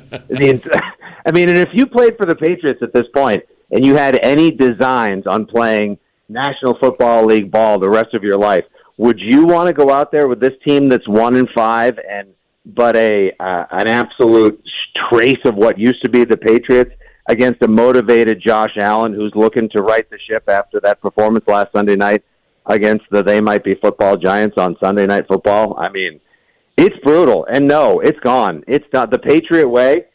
I know. Actually, I should say they rebranded the Patriot way. They just didn't bother telling us. The Patriot way used to be not fumbling, excelling in all 3 phases of the game, and playing your best football after Thanksgiving. Now the Patriot way is turn on the Benny Hill music because we've got low lights galore starting early September. And the season's over before you even buy your friggin' Halloween. I've got it right here, ready to go. Hey, it's the Patriots and the Raiders. There's the lateral. Oh, no! It's going on the right. So as the post-game hope, you have that queued up and ready to go as quickly as I did right there, Fitzy, right? I mean, you're ready to go with the highlights every week? I mean, you guys, just for the general, to coin it in terms you guys would be familiar with, we are now currently covered under a lake effect of sadness and depression, a front of which is not likely to move anytime soon until Robert Kraft or his son Jonathan does the unthinkable and consciously uncouples from Bill Belichick.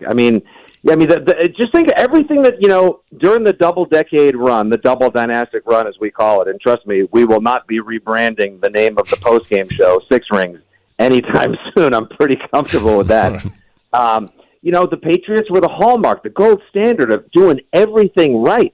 So when you watch, Mac Jones throw 3 pick-sixes in the first 6 games of the season, and the Patriots to have special teams miscues and open up with, penalty after penalty after fumble, it's just so unbelievably strange. I think we've all basically come to believe that the deal with the devil Brady and Belichick made has expired, and now our souls are due at the crossroads. Yeah, Fitzy, I'm fascinated how the story ends for Bill Belichick. Is this him doing the honorable thing and resigning? Is this him doubling down? Robert Kraft, where does he weigh in? And I guess what we're kind of wondering is, when does the baton from Robert Kraft get handed off to his son? Because if that's soon, then maybe we get, how do you see this all playing out? I mean, I think Jonathan helps his father make a lot of the decisions as well, organizationally, these days as well, because, if Mr. Kraft, who I, full disclosure's sake, I am also a part-time employee of the Patriots. I'm the in-stadium game day host now, otherwise known as the Joker on the Jumbotron. And let me tell you, that's been a real fun job. There's nothing I can get. There's literally nothing I can give away during my commercial break segments that doesn't end with, "Hey, shut up, Fitzy! Tell the Patriots to score again, would ya? Hey, can you find me a touchdown, dum-dum?" It's not easy. It's not easy work, guys. I'm doing a lot of. I still miss Brady, you fool. It's awful. It's but then again, we had a great run. I mean, if somebody were to tell you, just think of this: if somebody were to approach you in your teens and say, "Look, from the time you go to college until around the time you have kids, you're going to be invincible. You'll get no hangovers. You'll be super rich, and every man will want to be you, and every woman will want to be with you." And you'd probably say yes. And you'd say, "Well, what's the price you have to pay afterwards?" It's like, we'll get to that. Don't worry about it. The bill will come due eventually. Just enjoy those 20 years. But Jonathan is kind of helping run the ship with Robert now. He's heavily involved in a lot of the behind-the-scenes dealings and negotiations, and he's a very, very sharp businessman. It's really just going to come down to, because Belichick's not going to catch that Don Shula all-time wins record at this rate. Otherwise, it'll be by the time he's 2080, and he'll be down there with Ted Williams' frozen head.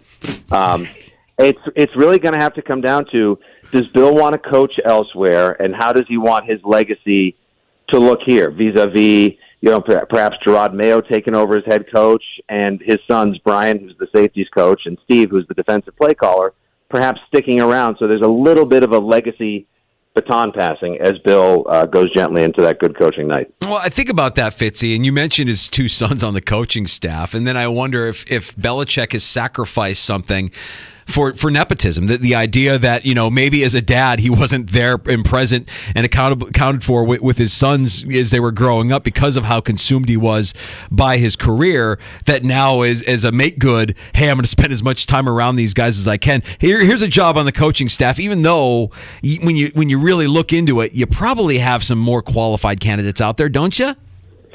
Yeah, you could probably find maybe somebody who's a whisker more experienced, but spoiler alert, the defense really hasn't been the problem for the Patriots, except usually against Josh Allen and Steph Diggs, who grabs J.C. Jackson's lunch and then eats it in front of him at the stadium twice a year and sometimes in the playoffs as well. That's not the issue.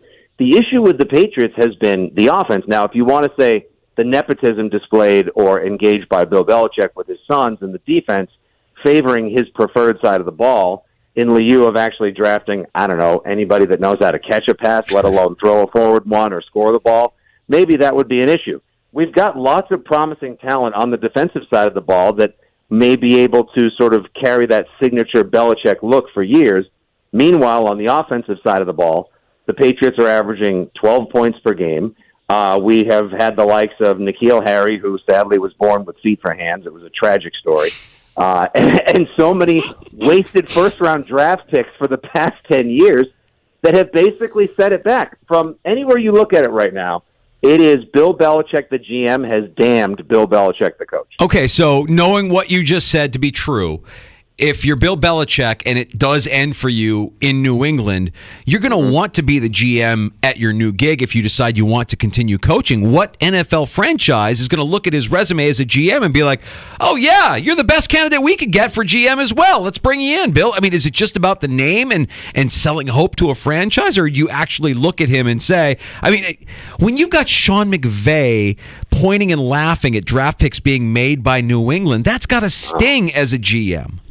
Oh, you mean Mr. F them picks and Sean Handsome McVay laughing at the Patriots taking Cole Strange, zone read guard. I was on the air at the time. Yeah. I remember. I almost had a conniption fit when I was on the air here, and we can get Trent McDuffie at quarterback or Jermaine Johnson or Cole Strange, an undersized guard out of University of Tennessee, Chattanooga, the football factory of the moccasins. Yeah. No, it was a mistake because he drafted that guy to try to fit the scheme that he was helping implement at the time with his buddy, the rocket surgeon, Matt Patricia, who reverse engineered a brilliant offense for the Patriots last year. I gotta think that the only team or any one of the teams that would be interested in Bill Belichick would be somebody like Dallas, the Chargers, people that believe they have the talent in place but have a coach that is not good enough to get them to the promised land, back to the playoffs, or across the threshold. Belichick's going to have to pull a fast one because, anybody who's going to be like, hey, find me the GM in 2017 who took Antonio Garcia, the guard, who ended up with blood clots in his lungs instead of Chris Godwin in the third round. That's my guy. That's the guy that I want. Belichick's draft legacy the past 10 years is just brutal, but there's no denying his coaching acumen and genius. So brings us to the quarterback here. Why is he so blind? Because he spent all that high pick there on Mac Jones. Anybody outside of the area? All right. How many calls during your post game do you take on Mac Jones here? Because I'm trying to wonder, when is the switch going to happen? It should have happened weeks ago, Fitzy. We welcome you back to the Six Rings and Football Things post-game show on WEI. Up next, Danny from Quincy. Hello, Danny. How are you? Mac Jones sucks. Belichick sucks. Life sucks. It's 3.5 straight hours of nonstop belligerence, anger. You just like emotion. It's like just literally talking to an emotional house fire all this time. And I understand why, because if you ask the majority of Pats Nation, wherever its obnoxiousness extends to, most of them will tell you, I wasn't ready to move on from Tom Brady. I didn't want Tom Brady to be, pushed out the door and then go win a Super Bowl with our mutant orange cousins down in Tampa Bay. I wasn't ready for that. So that has left a festering just anger, like a really sour taste in the mouth of so many fans. And there was the brief glimmer of hope in Mac Jones, who went 10-7 in 2021. But as we've come to learn, he was, in fact, largely the product of the talent that Saban and company surrounded him with. Come on, Danger. You and I would probably put up 150 quarterback rating if we had Najee Harris, Devontae Smith, and Jalen Waddle to throw to on any given play. Yeah. He's fine. He's, Kirk Cousins adjacent. But basically, when the Patriots went up to Buffalo in January 2022 and Josh Allen played Drago and we played Apollo, nothing's been the same since. So walk me through this, Fitzy, because everything you're saying checks out. Everything you're saying we've seen with our own eyes. There's still a slice, I think, of us here that still know that Bill Belichick made that deal with the devil and could make a game out of any game if things go for whatever reason. The wind game from a couple of seasons ago, that Monday night game where he just ran the ball down the Bills' throat and they didn't have an answer for it. Those are the kind of games that I still think about and still haunt me and make me nervous.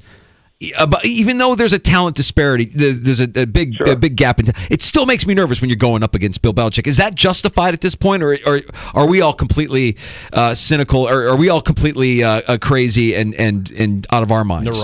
Neurotic, yeah. Yeah, no, there's a reason, because you've got there's this Pavlovian fear that you guys have because of the 20 years of Brady being the obnoxious older brother. And stuffing you guys into the corner of the couch and then sitting on your head for 3 hours at a time, twice a year. I get it. Buffalo, Western New York, so many regions of the country hate the Patriots, but the majority of the perpetrators and offenders that oppressed Buffalo and so many other teams are gone. And Belichick is now trying to do the smoke and mirrors show with inferior talent. Mac Jones's arm makes Chad Pennington look like Jeff George or Warren Moon. It's just not there.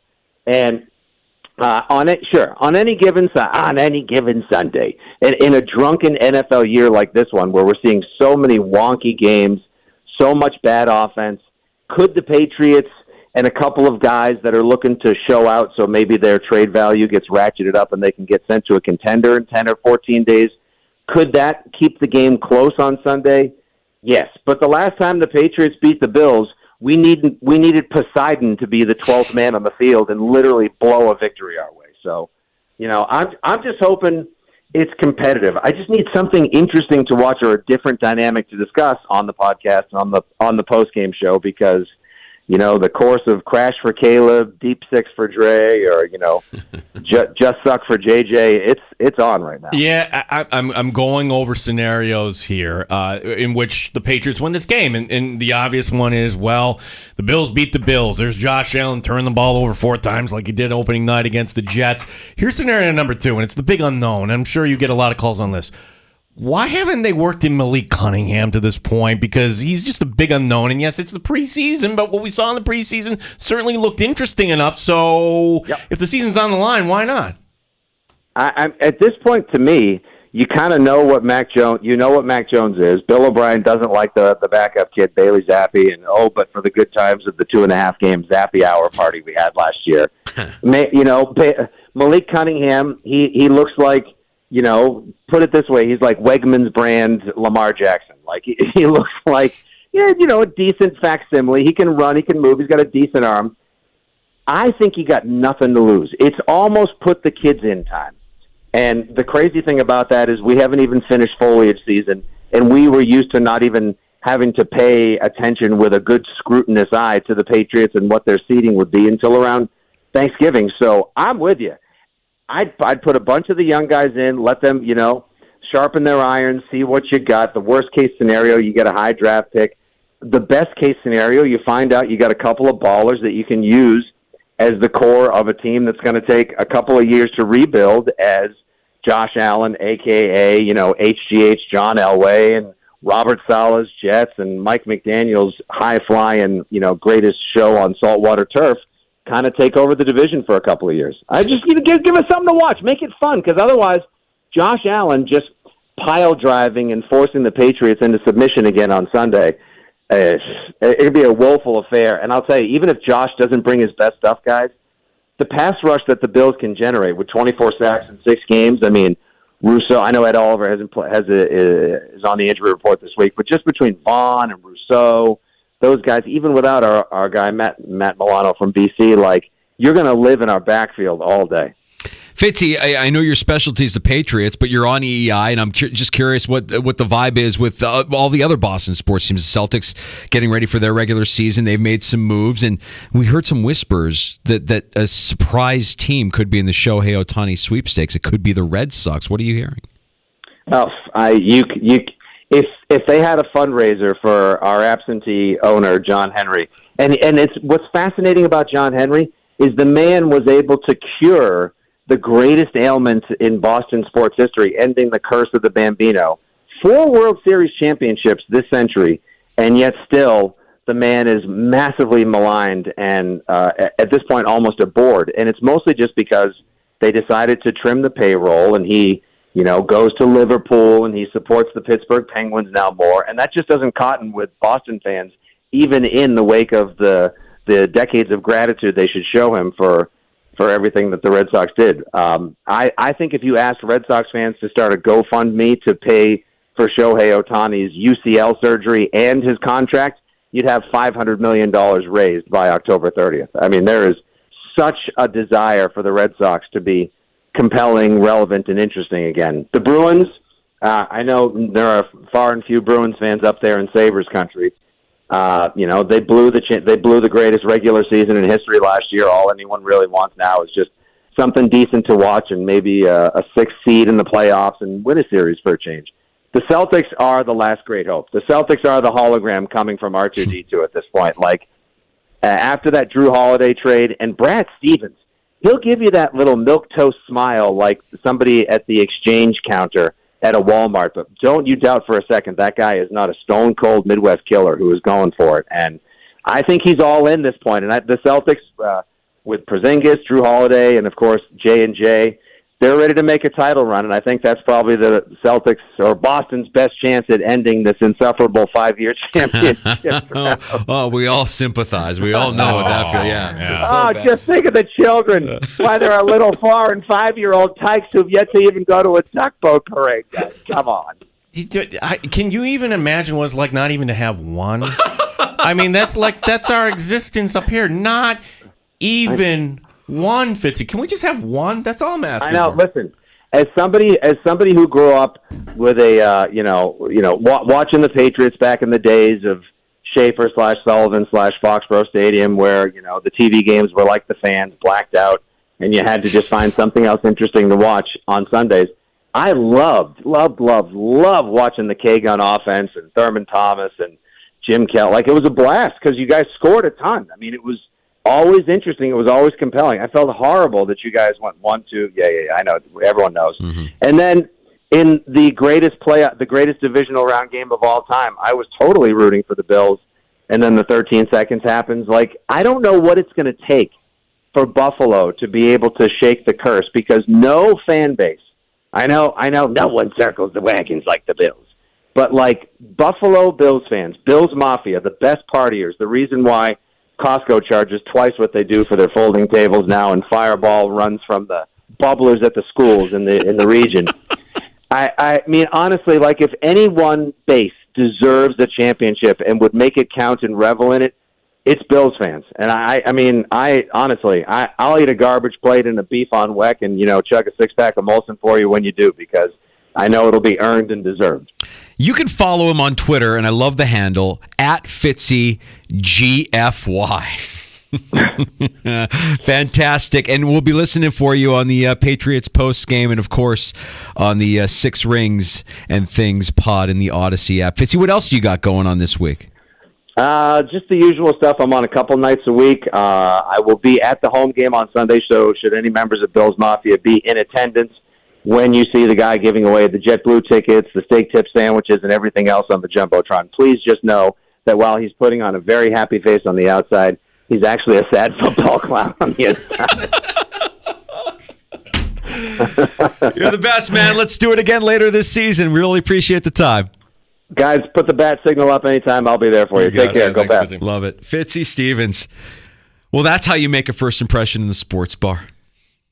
He's got to have like a stand-up routine, right? It's fantastic. Like, he's got to have a background in that. Fantastic. That's the guy you want to go to a football game with Fitzy. Yeah. Like, that is real as real gets. That's a fan that knows his stuff. Realistic, too. That's what I appreciate about they know they're like stuck here. Yeah. You would be going with a sad, you might be excited on the outside of a sad football clown on the inside. Good stuff from Fitzy Stevens from Odyssey Sports Sister Station. Tickets to give away. I'm dying inside. There's nothing left in my soul. The dynasty was worth it, but I'm dead inside now. 6 rings and I'm dead inside. You can hear more Fitzy on WEEI, our Odyssey Sports Sister Station, and the free-to-download Odyssey app. We'll get that up and available for you wherever you get your podcasts as well. Search out the Sports Bar, like and subscribe. Our stream is also up at The Fan Rochester on YouTube and on Twitch. Polster Peter putting this up. You can also hit us on X, our handle at The Fan Rochester. Belichick doesn't coach in New England. Which team makes the most sense? Cowboys, Chargers, Giants.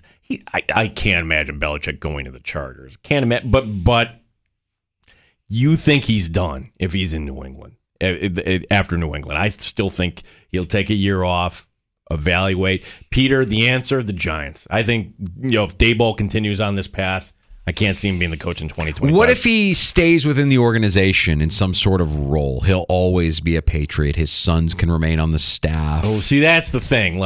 Does he sacrifice the record for his sons?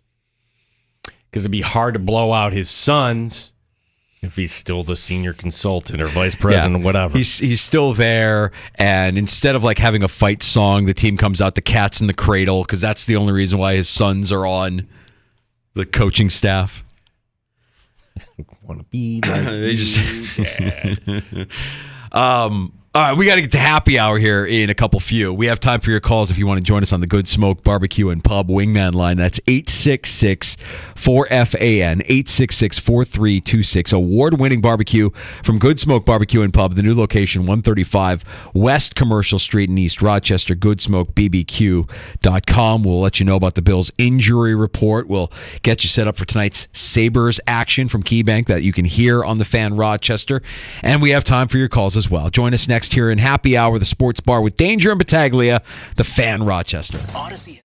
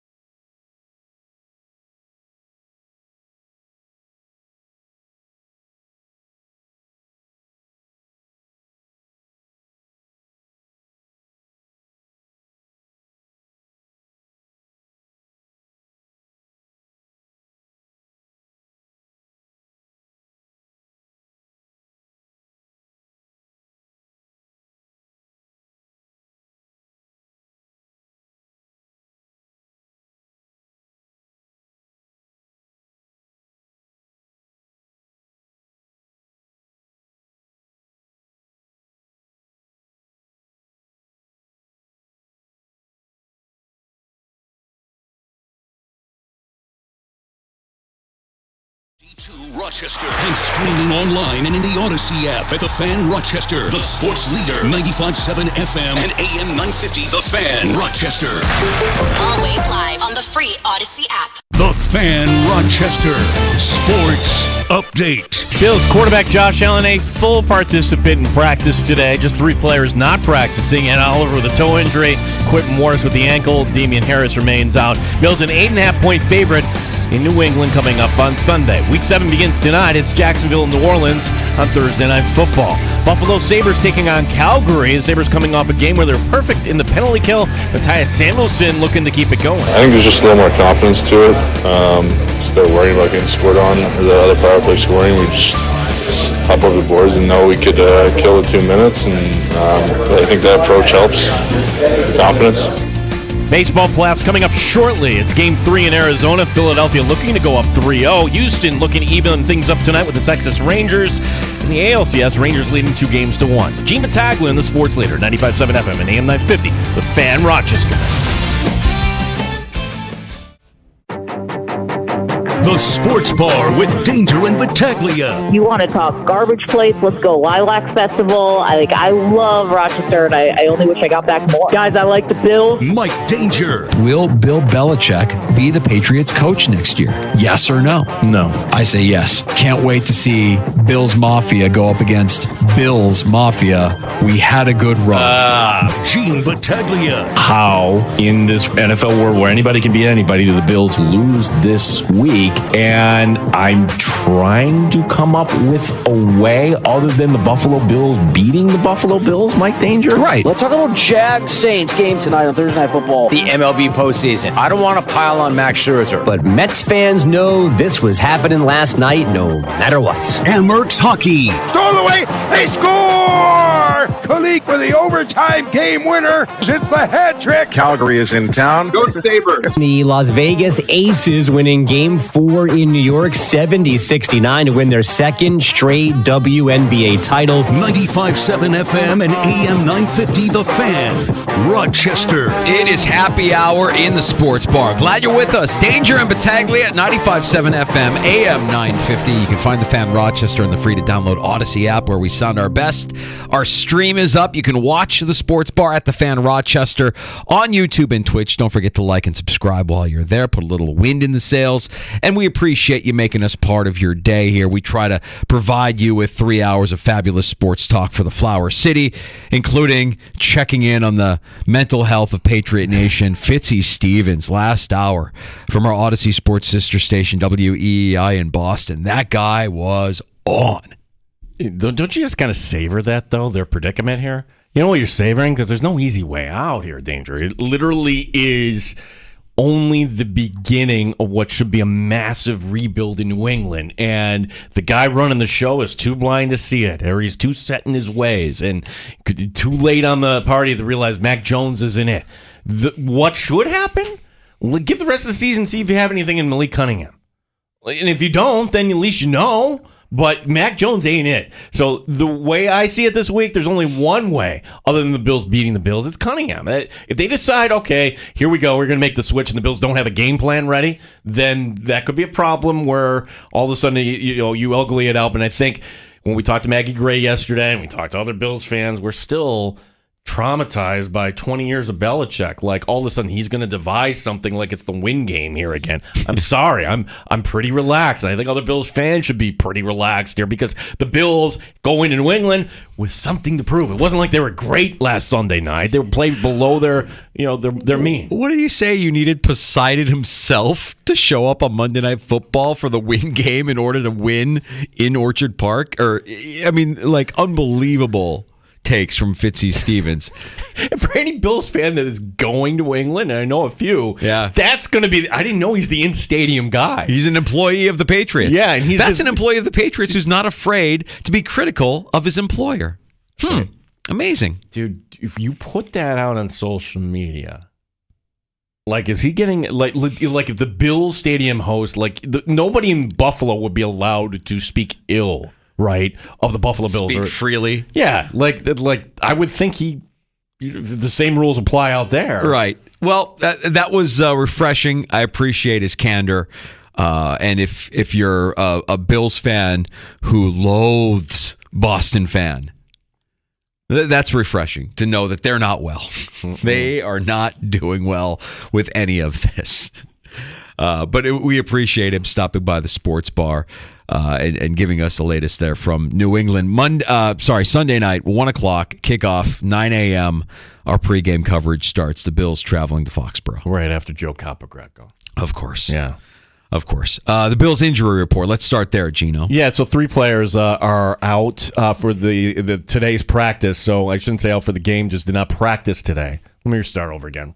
3 players did not practice today. Ed Oliver did not practice. Also, Damian Harris and Quentin Morris. So Oliver has the toe. That's the guy to watch his status for tomorrow. Josh Allen practiced. He was fine. Greg Rousseau, who was limited yesterday, he's fine. Just 2 players not practicing fully today. Limited today, Kyer Elam, as well as Cam Lewis. So everybody else should be good to go for this game. Now, if you thought that the Bills injury report was lengthy, what did you call it, a CVS receipt in New England? Yeah. 20 players either didn't practice or were limited in practice for New England yesterday's practice. Now, it could be what we've seen from Bill Belichick in the past, a little gamesmanship and having some fun with the injury report. Some of those injuries are likely to be legitimate, or maybe we just see 20 questionable tags heading into the game on Sunday. But Fitzy brought up the point like, hey, if you knew what they know, that you're on this, dead man walking team and there's nothing to look forward to except for a matchup against the Bills, would you want to go out there and play? No. You just sidetrack. Like, why do you get that long CVS receipt anyway? It's always annoying, right? I don't know the last time I've gotten the long CVS receipt. They still do that. It's obnoxious. Like, they must get some response for it if they're putting all those. What is it? A survey or is it ads? No, is it's it coupons? it's like if you buy one thing and it should just be like a little tiny receipt. Instead, it's just printing up this big long thing, and it's got all these ads and offers and everything. Like, I don't want that. Can I just leave? Came in here to get one thing. I want to leave. Anyhow. Sure. This is Belichick trying to drum up something, not even caring, right? All this injury fog. Who cares? Who's out there for the Patriots this week? Honestly, 20 guys on the injury report. It's a joke. Now, when we were talking to Fitzy about what that future might look like for Bill Belichick, he predicted that it would be a team that already has what they perceive to be talent on the roster, that he could go down there and try to be impactful to get that record sooner rather than later. Teams like the Chargers, teams like the Cowboys. Yeah. I'm holding true. I don't think he leaves New England. I think he's a Patriot for life. I think this is where the train ends. They're not going to let him go away to another team. They might let him go quietly into the night before they let him go to another team. He's not a Patriot for life. He was with the Giants before, and he always wanted that position in Parcells, and he didn't get eye to eye, and he ended up thinking there wasn't a pathway, and that's why he went over to Cleveland. I think if the Giants position ever came open, that's where I would put it, and I think Giant fans would just drool because a lot of you Giant fans still live like it's 1990, okay? Like LT is still out there and Parcells is still out there, so why not bring back the guy who was the architect of that defense? I don't know. I think that would be a destination, but that goes against the point that Fitzy was making. That's not an easy putt to get to the all-time record, I would think, without a quarterback. Right. So. He might not get it. Like you can legitimately say, based on how this season has gone, he might not get it. So can he negotiate all right, my kids stay on the staff with Gerard Mayo. He's the new head coach. And I'm going to take the comfy position up top in the front office. And as long as my kids, does he do the honorable thing and set up his kids here? Well, I think he's already done that. The honorable thing is, his kids aren't as qualified as some other coaches that are out there, and he's sacrificed winning for nepotism. Right. So continue to do that, basically. But I'm not going to be the head coach. To the GM. See, that would be great. Right? From a Bills standpoint? Any situation where he's involved with the team is great news for the Buffalo Bills, great news for the Miami Dolphins, great news for the New York Jets, because as far as a GM goes, he's not very good. And as far as a head coach goes, without Tom Brady, he's not very good. He'll go down as one of the GOATs, if not the greatest head coach of all time. But to me, I put a giant asterisk there knowing what we know now. the two of them together. It was Brady and Belichick. It wasn't just one or the other. In fact, Brady, I think, has more weight in that duo than Belichick ever did, and it becomes clearer and clearer with each passing week. You can join us at 866-4FAN, 585-866-4326. Yeah, as we welcome your calls, we welcome your tweets as well here. And idea on the Bills offense here, because that seems to be, like every hockey coach you talk to, whether it's Wayne Wilson or Seth Appert, or what do they all say about this time of year? The opponent. Yeah, we're more concerned about ourselves, right? So I think from a Buffalo standpoint, we could talk about the Patriots if you like at 866-4FAN, but I think we're more concerned about ourselves, right? And specifically the offense here. And the idea that when we talked to Maggie Gray yesterday, she had so many takes. One of them being that the Bills missed Beasley or that position. She's right on that. They really haven't found a slot guy. Or maybe is it just the number 2 guy? Like, we're just kind of recognizing that Gabe Davis, like getting downfield, he's good at that, but on 3rd and 7, maybe not so. Idea from Chris DePasso, and it's this. What about the idea of using Deontay Hardy more? Would you be in favor of that? Would you give him one game just to be the number 2 in terms of targets? I think that game happens. I think that game is probably coming. If I feel like we've seen something from this Bills offense this year so far, it's that we haven't seen everything from this Bills offense this year so far. That Ken Dorsey isn't going to roll out every wrinkle. He isn't going to expose every weapon that he has in his arsenal until this team can really, really start playing their best football at the right time. You saw a glimpse of it on Sunday night, and I loved the first touchdown to the aforementioned Deontay Hardy. And what I loved about it was not so much that it went to Deontay Hardy. I loved the design of that play, but really it was everything leading up to that play. It was the selling of Stephon Diggs. Diggs is the primary weapon. We're targeting Diggs constantly. It's almost as if to set up the Giants defense, knowing that down at the goal line, they're going to think we're going to go to Diggs, and we're not. We're going to Hardy, and it worked, and it was brilliant, and it looked awesome, and it was just, I forgot that I was watching a Bills game for a second. It looked like a Kyle Shanahan type player, Ben Johnson kind of play in Detroit. So I guess when I see things like that in a game where you need it, I don't know that they've unpacked all the toys in the toy chest just yet, that they're going to continue to roll out a play or two here, a wrinkle or two here, a scheme, a concept here or there that we haven't seen before. And maybe it does include more Deontay Hardy. Maybe it includes what we would all love to see, a little bit more Dalton Kincaid. I mean, for a guy who came in with the hype that he came into the league with, it feels as if they just aren't using him the way we all think they could use him. And who are we to judge how much they trust the player or have developed the player? But I look at how he was used at Utah versus how he's being used here in the NFL, and it's kind of night and day. They're not using him the same way, which leads me to believe they might not be playing to his strengths right now as a player. Happy hours for you, 866-4FAN, 866-4326. We're going to stay in the city. Matt in the city, here in the sports bar. What's going on, Matt? Hey, guys, how are you? I go back and forth, every time watching a game with my buddy, and the overarching, comment is, it can't be that complicated. Does it really have to be that complicated in terms of figuring this offense out? We watch Kansas City all the time, and Travis Kelce over the middle isn't complicated, right? Like, that guy can get open, no doubt. But for me, it's Dalton Kincaid should be able to get open over the middle, right? So, I guess this weekend against New England, I'm looking forward to pounding the rock in the running game and just let's not make it super complicated. Hit somebody over the middle, move the chains, and just pound it all day. Good call. I like that, especially this week. Appreciate that, Matt. I think Dalton Kincaid, they've been kind of shelving here. This is what I want to caution people.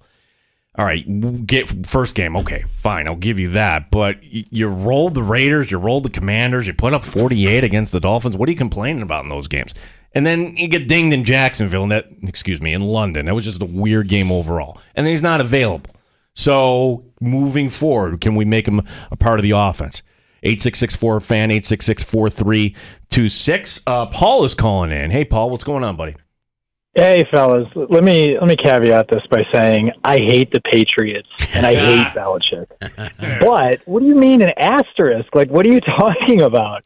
The dude's got 6 rings. Like, he won 2 more as a defensive coordinator with the Giants. Okay. Like, the asterisk for me, man. as a defensive coordinator with the Giants, he had arguably the greatest defensive player in the history of the NFL on his defense. And as the head coach of the New England Patriots, he had arguably the greatest offensive player in the history of the NFL. All right, then, Paul, hold on. Now I'm gonna argue on Paul's behalf. That Super Bowl win, the first one over the Rams. Like, nobody thought Tom Brady. That was a joke. The Rams are double-digit favorites for that game. That was Belichick winning that game. Yeah, I think he's a fraud. Wow. Like, listen, make all the arguments you want about Belichick as a GM. I get it. Like, not good. But as a coach, come on, man. You need talent. Joe Torre didn't win anything before the Yankees or after the Yankees. Like, Spoelstra hasn't won anything since LeBron. Phil Jackson couldn't do anything unless he had multiple Hall of Famers. You know what I mean? Like, you need, especially in sports, you need talent. And then a good coach, like Steve Kerr is the best coach in the NBA, in my opinion. He won't win without Steph Curry and Klay Thompson and Draymond Green, like, until you have elite talent. So Belichick for me, gold standard in my era for coaches. You know, I'm a little bit older, so Bill Walsh before that, you know, and Marv Levy. Look at Marv Levy. Amazing. Didn't win a thing before he got to Buffalo. So, all right. So this might be a little bit hot takey. Bear with me on this. But I think that as a head coach, your legacy should also go beyond just your rings, right? I mean, like, you've got a lot of rings and you have that talent. But I think of a guy like Andy Reid who's winning Super Bowls and also has a legacy of other coaches. You mentioned Bill Walsh, which really is what sparked this for me. Bill Walsh gave birth to a whole breed of coaches who went on to flourish and have successful careers and win titles of their own. And Andy Reid has kind of done likewise now. And Belichick hasn't really done that. This has never been his strong suit. I just don't know. I can't take any of the championships away from him. I hear you. I think he's a fraud. I get what you're saying, and I agree to a certain extent, but I actually think it strengthens it. Like, he hasn't had strong coordinators. He hasn't had elite receivers until like 2 years with Randy Moss. Like, he's actually won a mountain of games without a ton around him in terms of coaching staff. Charlie Weiss sucked. Romeo Crennel sucked. Like, and he still won because it didn't matter. He owns the whole thing. He was the best defensive coach in football and then ran the best offense too, and the best special teams. Like, to me, I hate the guy and I hate the team, and I'm so happy that they're 1-5, and I hope they finish. Do you think he kept these guys around? Do you think he kept these schlubby guys around, these coordinators that never panned out to be anything, to further make himself look good? There's an analogy I want to make, but I don't want to make it because I'll make a portion of our audience angry. But you know what I'm talking about, right? Like, he's the guy that has, you know, the less than attractive friends hanging out with him to make himself look better. If you catch what I'm saying. I got you. I don't know if you're talking about appearance because he has actually had the ugliest coaching staff. No. I mean, yes, of course, that goes without saying. But I mean, just from a talent standpoint, because none of these guys have panned out. And I think as part of your job as a leader and a head coach and a GM, you're a leader, is grooming these guys for success, getting them to a position where if they want to be what you are, they can be that. They aren't, because he doesn't do that. I think he's a fraud. Who's the best assistant he's had? Is it Josh McDaniels? Like, ooh. I think it probably is. I mean, it's Bill O'Brien, obviously. Because you see what he's doing this year with Mac. I don't know. That's a great question, and I don't know if I have the answer because none of them have done anything. I got to shift gears here. The Bills need a wide receiver too. I heard Devontae Adams rumors. I'm going to hang up and listen, but make me happy with wide receiver too. Let's go. Here we go. All right, there you go. That's a great call. That is like, Paul, call back anytime. And look, if you think we're off base, absolutely, we invite the other side of this. Do we count Nick Saban? He was on Belichick's staff in Cleveland. No, I do not count Nick Saban. He did that. No? What was he in Cleveland? Belichick was the head coach. Was he a coordinator? And that had to have been for what, a season? Yeah. I don't know. Yeah, they went to Toledo after that. Yeah, it feels like the Bill Belichick coaching tree is fractured. It doesn't feel like there's anything substantial there. And I don't know. I mean, like, I know that nobody talks about that should be a part of his legacy, but I believe it should be. You're a leader. You're a leader of men, not just the players, also the coaches. You want to get the best out of them. You want them to be the best. You want to empower them to be the best. And you give them these opportunities. They're kind of getting these opportunities just by association of being a part of this great team that wins championships, and then they go on to nothing. They go on to fail time and time again. So you know what? If he ends up staying in New England long term, whether it's another season, another 2 seasons, he stays there long enough to get the record. Great news, because it feels as if it's passed him by. It feels like the Patriot way is dead, and it feels like without Tom Brady, he's a Jag. He's just a guy. Kirk Ferentz, give that credit. Who's that? The guy in Iowa? The guy in Iowa. With that great offense that scores 6 points a week? He develops talent. He develops tight ends. All he does is he just craps out tight ends. Yeah. Yet New England can't find a tight end since Gronk left. Matt Vrabel. Yeah. No. Yeah. It's a tough one, man. I see you scrambling. Yeah, I see Joe Judge. No, none. None of the above. None of these guys. Now, if you look at the Reed coaching tree, you'll find some substance. If you look, he mentioned Bill Walsh. My God, the Bill Walsh coaching tree was rich with coaching talent. That to me feels like a head coach who's more genuine, more of a leader, a real leader, not somebody doing it. Not the guy that's going to keep around, the less than attractive people around him that don't have the skill set just to make himself look better. This is an example why you have to walk out on top. If Belichick had walked away, even last year, we're not having this discussion. That's what I'm saying. And I think it's pride. I think it's ego. And even if he comes off like he doesn't have an ego, guaranteed, that dude has a massive ego.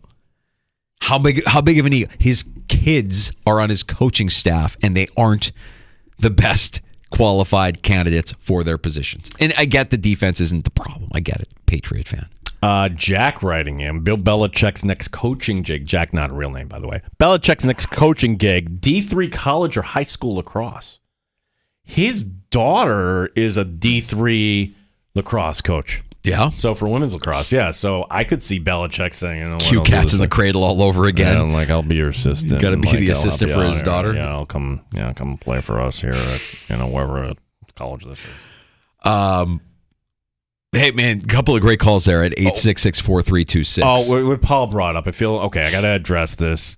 Okay, backtrack. Devontae Adams is not coming to the Buffalo Bills. There's these rumors that he had some pointed comments. Basically, he wants the ball more, okay? Of course. Yeah, and now everybody's like, well, he wants out. I don't know. And there's an offshore gaming book, because they don't do this stuff here, that put out odds, and it has the Buffalo Bills listed as the best odds, so therefore he's coming to Buffalo, and therefore Bills Mafia is going to... Stop! You're getting Gene angry. He's pounding on the studio table again. That's what happens when Gene gets animated and upset. Don't make Gene upset. Listen, the idea of Devontae Adams in the same wide receiving corps as Steph Diggs is terrifying. It has to be terrifying for defenses. I don't even know the financial elements of this and whether or not how the Bills would even make that work in terms of a trade, what you would have to give up. It's so not a Bean type of move. I just don't see something like that happening. No, not at this point. And then, we like to joke the cap isn't real. But Rich and Webster. Rich, what's going on, buddy? No, but we forgot a couple coaches. I mean, we're talking Belichick hasn't really had lavish coaches. Before McDaniel, you had Charlie Weiss, who went to Notre Dame, who's a bust in the NFL. What about Romeo Crennel? Yeah. I'm a Bills fan. Yeah, we mentioned both of those guys. Forever. Like, the analogy is... The analogy is, and please don't get offended. This is an analogy it's been around forever. But there's that one girl that walks into the bar and she's attractive, but she has girls around her that maybe are less attractive to make herself look more attractive. You know what I'm talking about, right? I mean, like that, to me, Bill Belichick feels like that girl. The girl that's attractive but needs to have the less attractive around to make themselves look even more attractive. Does that make sense? Oh, it totally makes sense. I'm enjoying the fact that, for 20 years they're freaking whipping out my bills. It's about time you got to taste a little misery. Appreciate the call, Rich. Thanks, Rich. Yeah, we can find a lot of bad coaches. Al Groh. There's another one. Yeah. Well, he was with the Jets too, right? Right. But he was with the Patriots before that. That's right. He's a Belichick disciple. To me, the epitome is Matt Patricia.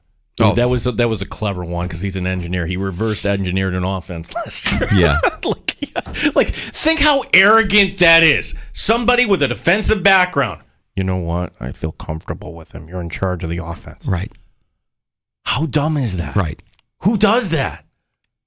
Bill Belichick. He'll go down as one of the greatest of all time, but I don't know. Minimum, I'm saying there has to be a little bit of you have to have a notation there. No, if he walks off 2 years ago, that's no it. question. There's no more. And that's right. It's his ego that has him in this situation today. It's his life that he didn't know there's a life outside of football. Like, what do I do? 2 failed marriages? Oh, you can't talk about that, Gene. Sure you can. Oh, wait. No, the second one was just a longtime girlfriend. But honestly, like the scorecard of life, I'm not trading places with that guy. Yeah, well, again, I think Fitzy said it well when he said, whatever deal Patriots fans signed with the devil, the bill has come due. And, now they've got to deal with the aftermath of 2 decades of winning and 2 decades of knowing you're the best looking girl in the bar and you're the best looking guy that can get all the girls, and you're that person. You're the attractive person that everybody aspires to be, and now your rent has come due. Love that conversation with Fitzy from EEI last hour. We help set your Week 7 fantasy football lineup with Andy Behrens from Yahoo Fantasy Sports in the 3 o'clock hour. Either of those conversations, you get them now on demand wherever you get your podcasts. Just search out the Sports Bar. All of our guest appearances listed for you there. Top of the second, no score between the Phillies and the Diamondbacks. Not sure what the stadium's looking like in Arizona. Is Mike Danger's flipping over here? Oh, yeah, I want to see. Yeah. I want to see how many of those tickets Philly fans actually bought up. And I know that there are some Philly fans in Arizona to take in the game, but there were also Philly fans just scooping up the cheap tickets with the motivation of just having empty seats at the ballpark. I like how Danger's just guessing numbers. You put on Rosemary's Baby to the People's Court. All right. It's TBS. I don't know what channel TBS is. I mean, why are we even dealing with channels anymore? This is a completely foreign concept to me. I got to find the channel. Oh, there it is. Okay, 49. We found it. Yeah. There it is. Now we'll keep tabs on what goes on there. But I gotta see what the stadium looks. By the way, talking about stadiums and arenas, like there were actual sections of seats vacant the other night for the Sabres and the Lightning. Yeah, you know what there's going to be tonight? Lots sections of seats. It's Calgary. Lots of red jerseys. Or you think it's going to be a Canadian invasion? Lots of red jerseys. Canadian invasion tonight. Watch for it. Ugh. I hate it. Yeah, I don't like it at all. We'll have that action for you tonight.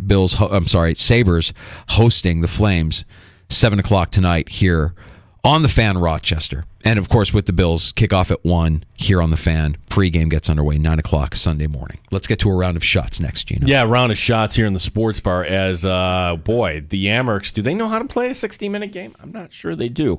There was one notable Amherst that was not there. We'll tell you what we know about this. Sabres in action tonight. We'll have more on that. And who just bought a $6 million mansion? Which NFL player to avoid the paparazzi? Yes.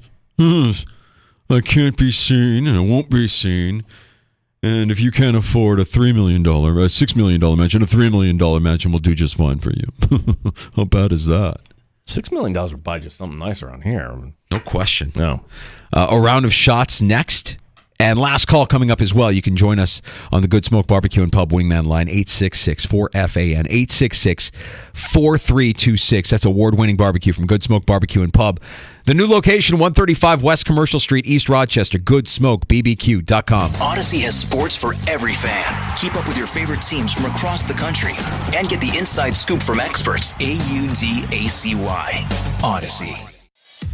If a part-time job that pays up to $27 an hour offers a $1,500 or $5,000 signing bonus for qualified drivers with weekends and holidays off sounds appealing to you, then you should apply now at First Student. First Student offers paid training for new bus drivers. Whether you're a retiree looking for part-time or you need to supplement your income, First Student has positions for you right now. Apply at workatfirst.com. That's workatfirst.com. First Student is an equal opportunity employer.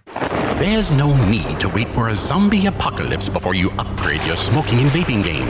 Get to the Cloud Factory Vape and Smoke Shops for the tastiest of treats this Halloween season. Wraps, papers, CBD, dollar concentrate, glass, cigars, and flower devices. Put some magic in your hands at the Cloud Factory Vape and Smoke Shops on Ridge Road in Webster and East Rochester across from Debbie Supply. Excellent. Follow your heart to a $268 lease deal from Vision Hyundai. Just $268 a month leases the 2024 Hyundai Tucson SEL all-wheel drive for 36 months. Plus, every Hyundai comes with America's best warranty, 10 years and 100,000-mile powertrain, limited warranty, and Hyundai Assurance. Call 888-747-0516 for details. 3 locations, 3 times the selection. Follow your heart to VisionHyundaiRochester.com. I'm William Mattar. Big truck crashes often result in serious injuries or death. After a big truck crash, call William Mattar, the largest motor vehicle accident firm in the state. After a serious truck crash, call us right away so our immediate response team can preserve evidence while you focus on your family. Truck crash? Call William Mattar, 585-444-4444, West Main Street, Rochester. It's the Sports Collectors Expo, October 27th and 28th, only at Batavia Downs Gaming. Autographed guests include Buffalo legends Pat LaFontaine and Gilbert Perreault, and current Buffalo...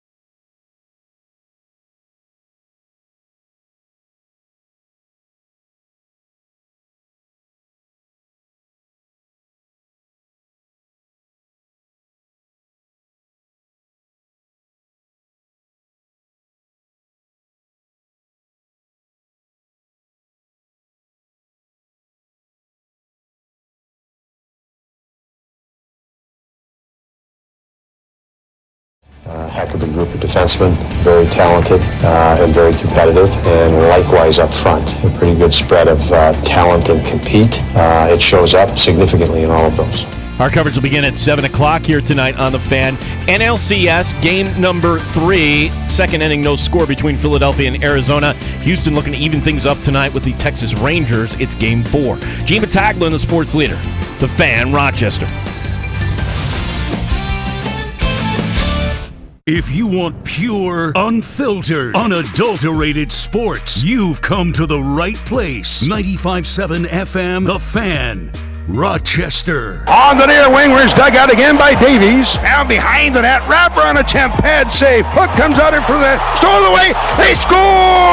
A shot knocked down in front of the net, and the Amerks slide it in. Was that Kulik? And if it is, it's the hat trick as the Amerks put it away, and looks like Kulik with the overtime game winner. Indeed, it was Yuri Kulik. Danger, that is now 6 points in 4 games. Last 2 games he scored the game winner overtime. How much longer do we have Yuri Kulik here in Rochester? Well, I don't want to wish for injuries to see Yuri Kulik get promoted, but he's special, right? Well, it's the Benson question, right? So how they manage through that? Yeah, do they want to start the clock on Zach Benson now? Because it's a very small sample. I hate that rule. Okay, you have 9 games to make your decision and go. So maybe that has something to do with it. 9 times. Yeah, there we go. All 3 games for the Amerks this season have gone to overtime. This one wasn't looking.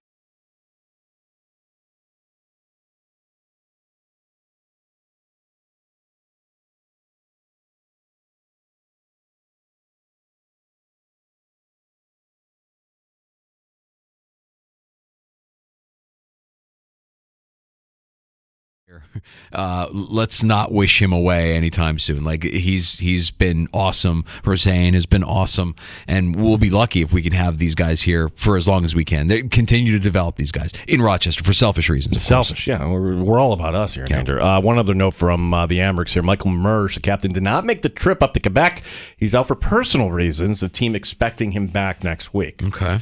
Game 2 of the 4-game homestand for the Buffalo Sabres tonight, taking on Calgary. Now, Don Granado typically doesn't tell the media in advance who he wants to start in goal, but the speculation is, tonight's the night to give either Eric Comrie or Ukko-Pekka Luukkonen a start, as Devin Levi has taken the first 3 starts this season. That's a 7 o'clock puck drop here on The Fan. I know I said feels like a loss the other night against Tampa. They beat Tampa in overtime. How are we feeling about tonight? Tonight against Calgary. And I struggle to think what the arena is going to look like. Well, I also struggle. I'm being honest. What is Calgary? Are they any good? I don't know anything about them. So yeah, Calgary's favored in this one. The Sabres slight underdogs at home. Calgary coming in 1-1-1. The Sabres at 1-2. Which way am I leaning here? I guess, you know what? Because I like betting value in the NHL, because Buffalo's the underdog at home, I'll go Buffalo money line on this one. Let's see. You should. Yeah. You should. Why not? Let's put some skin in the Let's have some skin in the game. Yeah. You think people in Arizona are excited to have the NLCS back in town?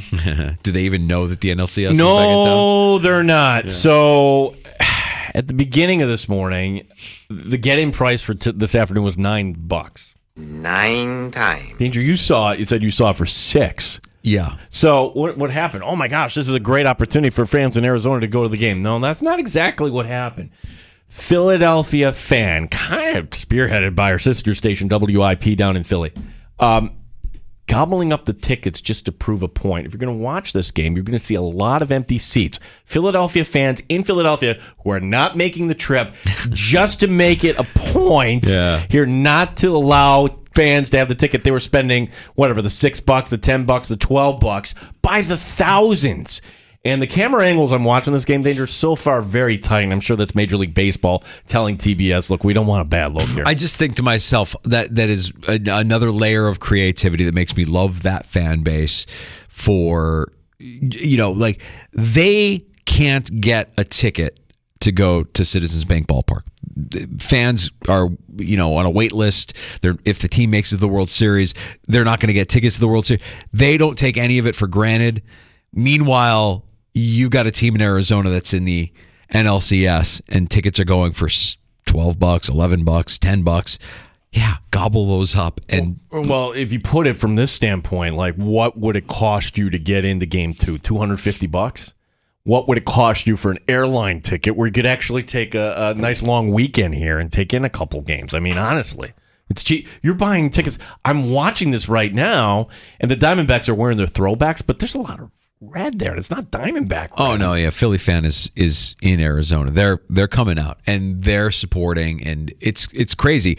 They have right now what every other team in Major League Baseball wishes they had, which is just a ravenous, passionate fan base. Yankee fans have had it. You know what it feels like.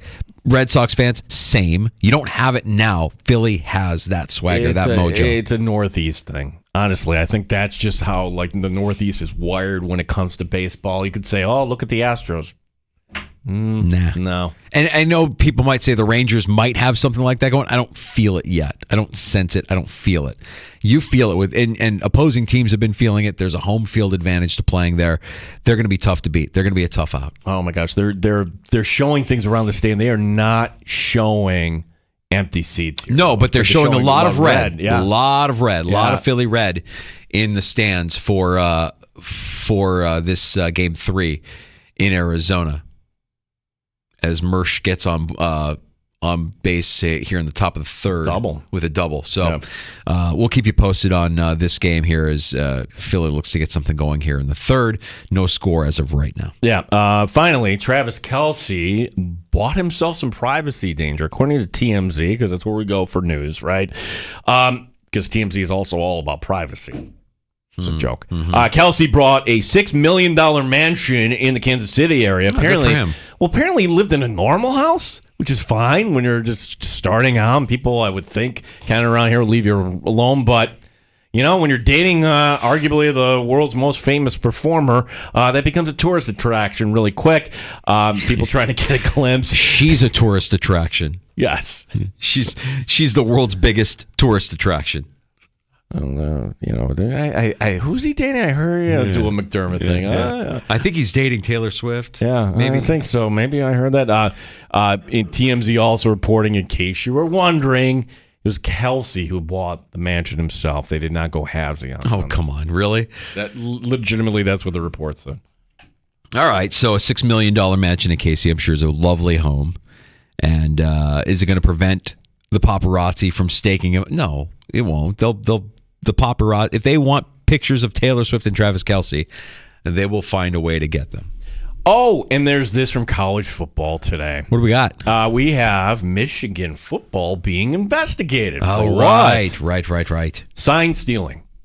Wait a second, isn't that? It's okay to steal signs. Everybody does. Like you watch high school football, they have one person signal it in and two others. Except you can't have somebody actually down there while the opposing practice is going on and scouting and taping and doing all that stuff. So it sounds like we got a scandal in the making here for Michigan football. So was this while Harbaugh was coach? Just last year. According to Yahoo Sports, Michigan allegedly had people attending games of future opponents as well as the college football playoff to gather information about signs. God, every one of these guys is that we just spent the last half hour talking about Bill Belichick, and I didn't even bring up the other reason why he should have a giant asterisk next to his name. He's a cheater. He's an absolute cheater. All of these guys, cheaters.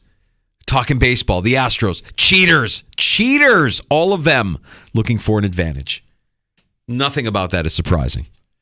And this all happened because, people thought betting would be a bad thing. U.S. Integrity, that is a Vegas firm that monitors the betting market, sent out alert to everybody, something that happened on Thursday of last week in regards to Michigan. So they caught somebody at a practice or at a game, taping, recording signals, deciphering the plays, breaking it down. So smart. You didn't think you were going to get caught?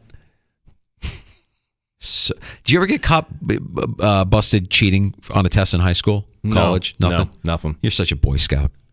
No, I never cheated twice. Never. I got busted once, and I remember the shame and the humiliation that came with it. And you know what I did? I did it again. I didn't learn my lesson.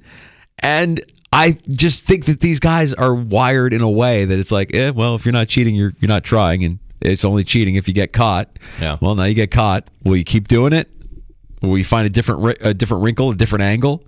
Because Belichick had all of them. He had all the different wrinkles, all the different angles, all the different ways and tricks and tips. Gain an advantage, competitive advantage. Look what he's doing to the stupid injury report. 20 players. Get out of here. We got to get to last call next in the sports bar. 585-866-4FAN. 866-4326. Tomorrow, fun show. We will be live at Three Heads Brewing on Atlantic Avenue. Friday Football Talk Live.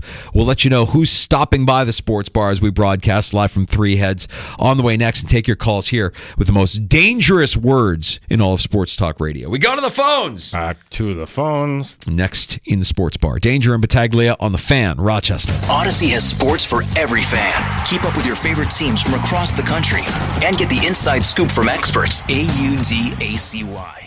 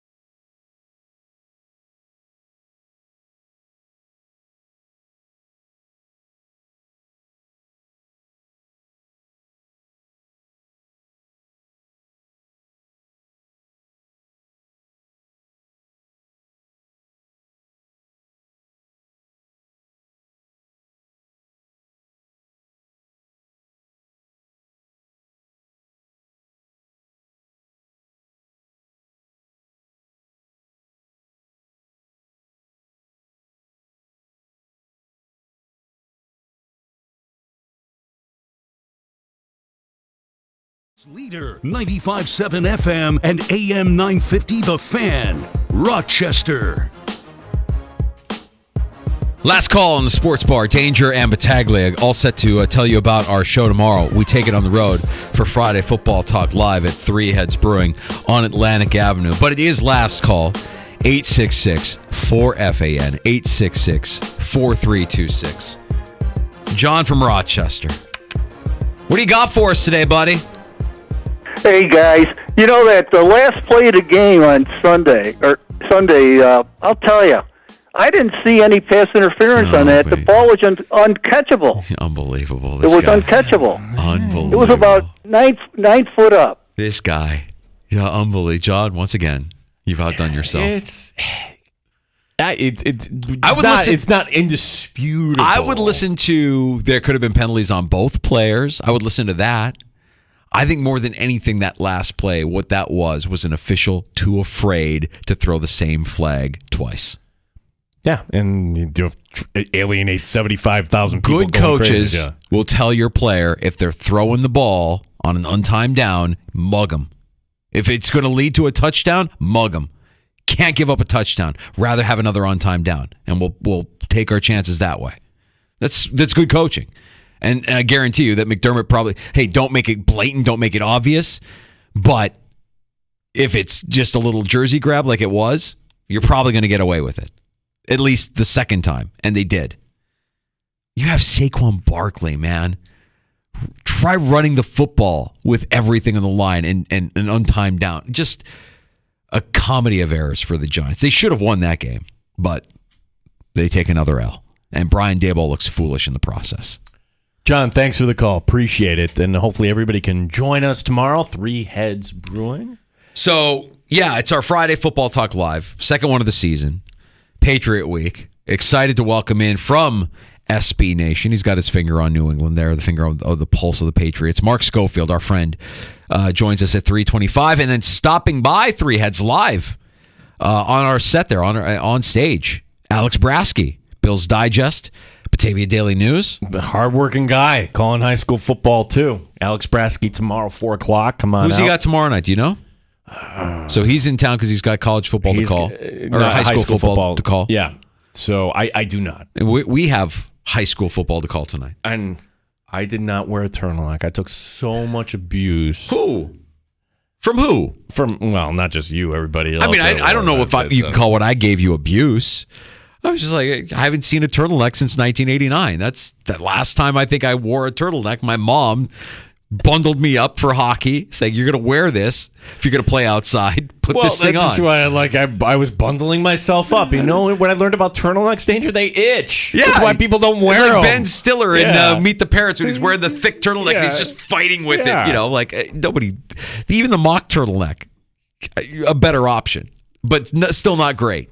There's a reason why. That's the reason why you don't see him that much anymore. No, so no mock turtleneck for us on CW. No, but an interesting matchup between ER Gananda and Haverling tonight.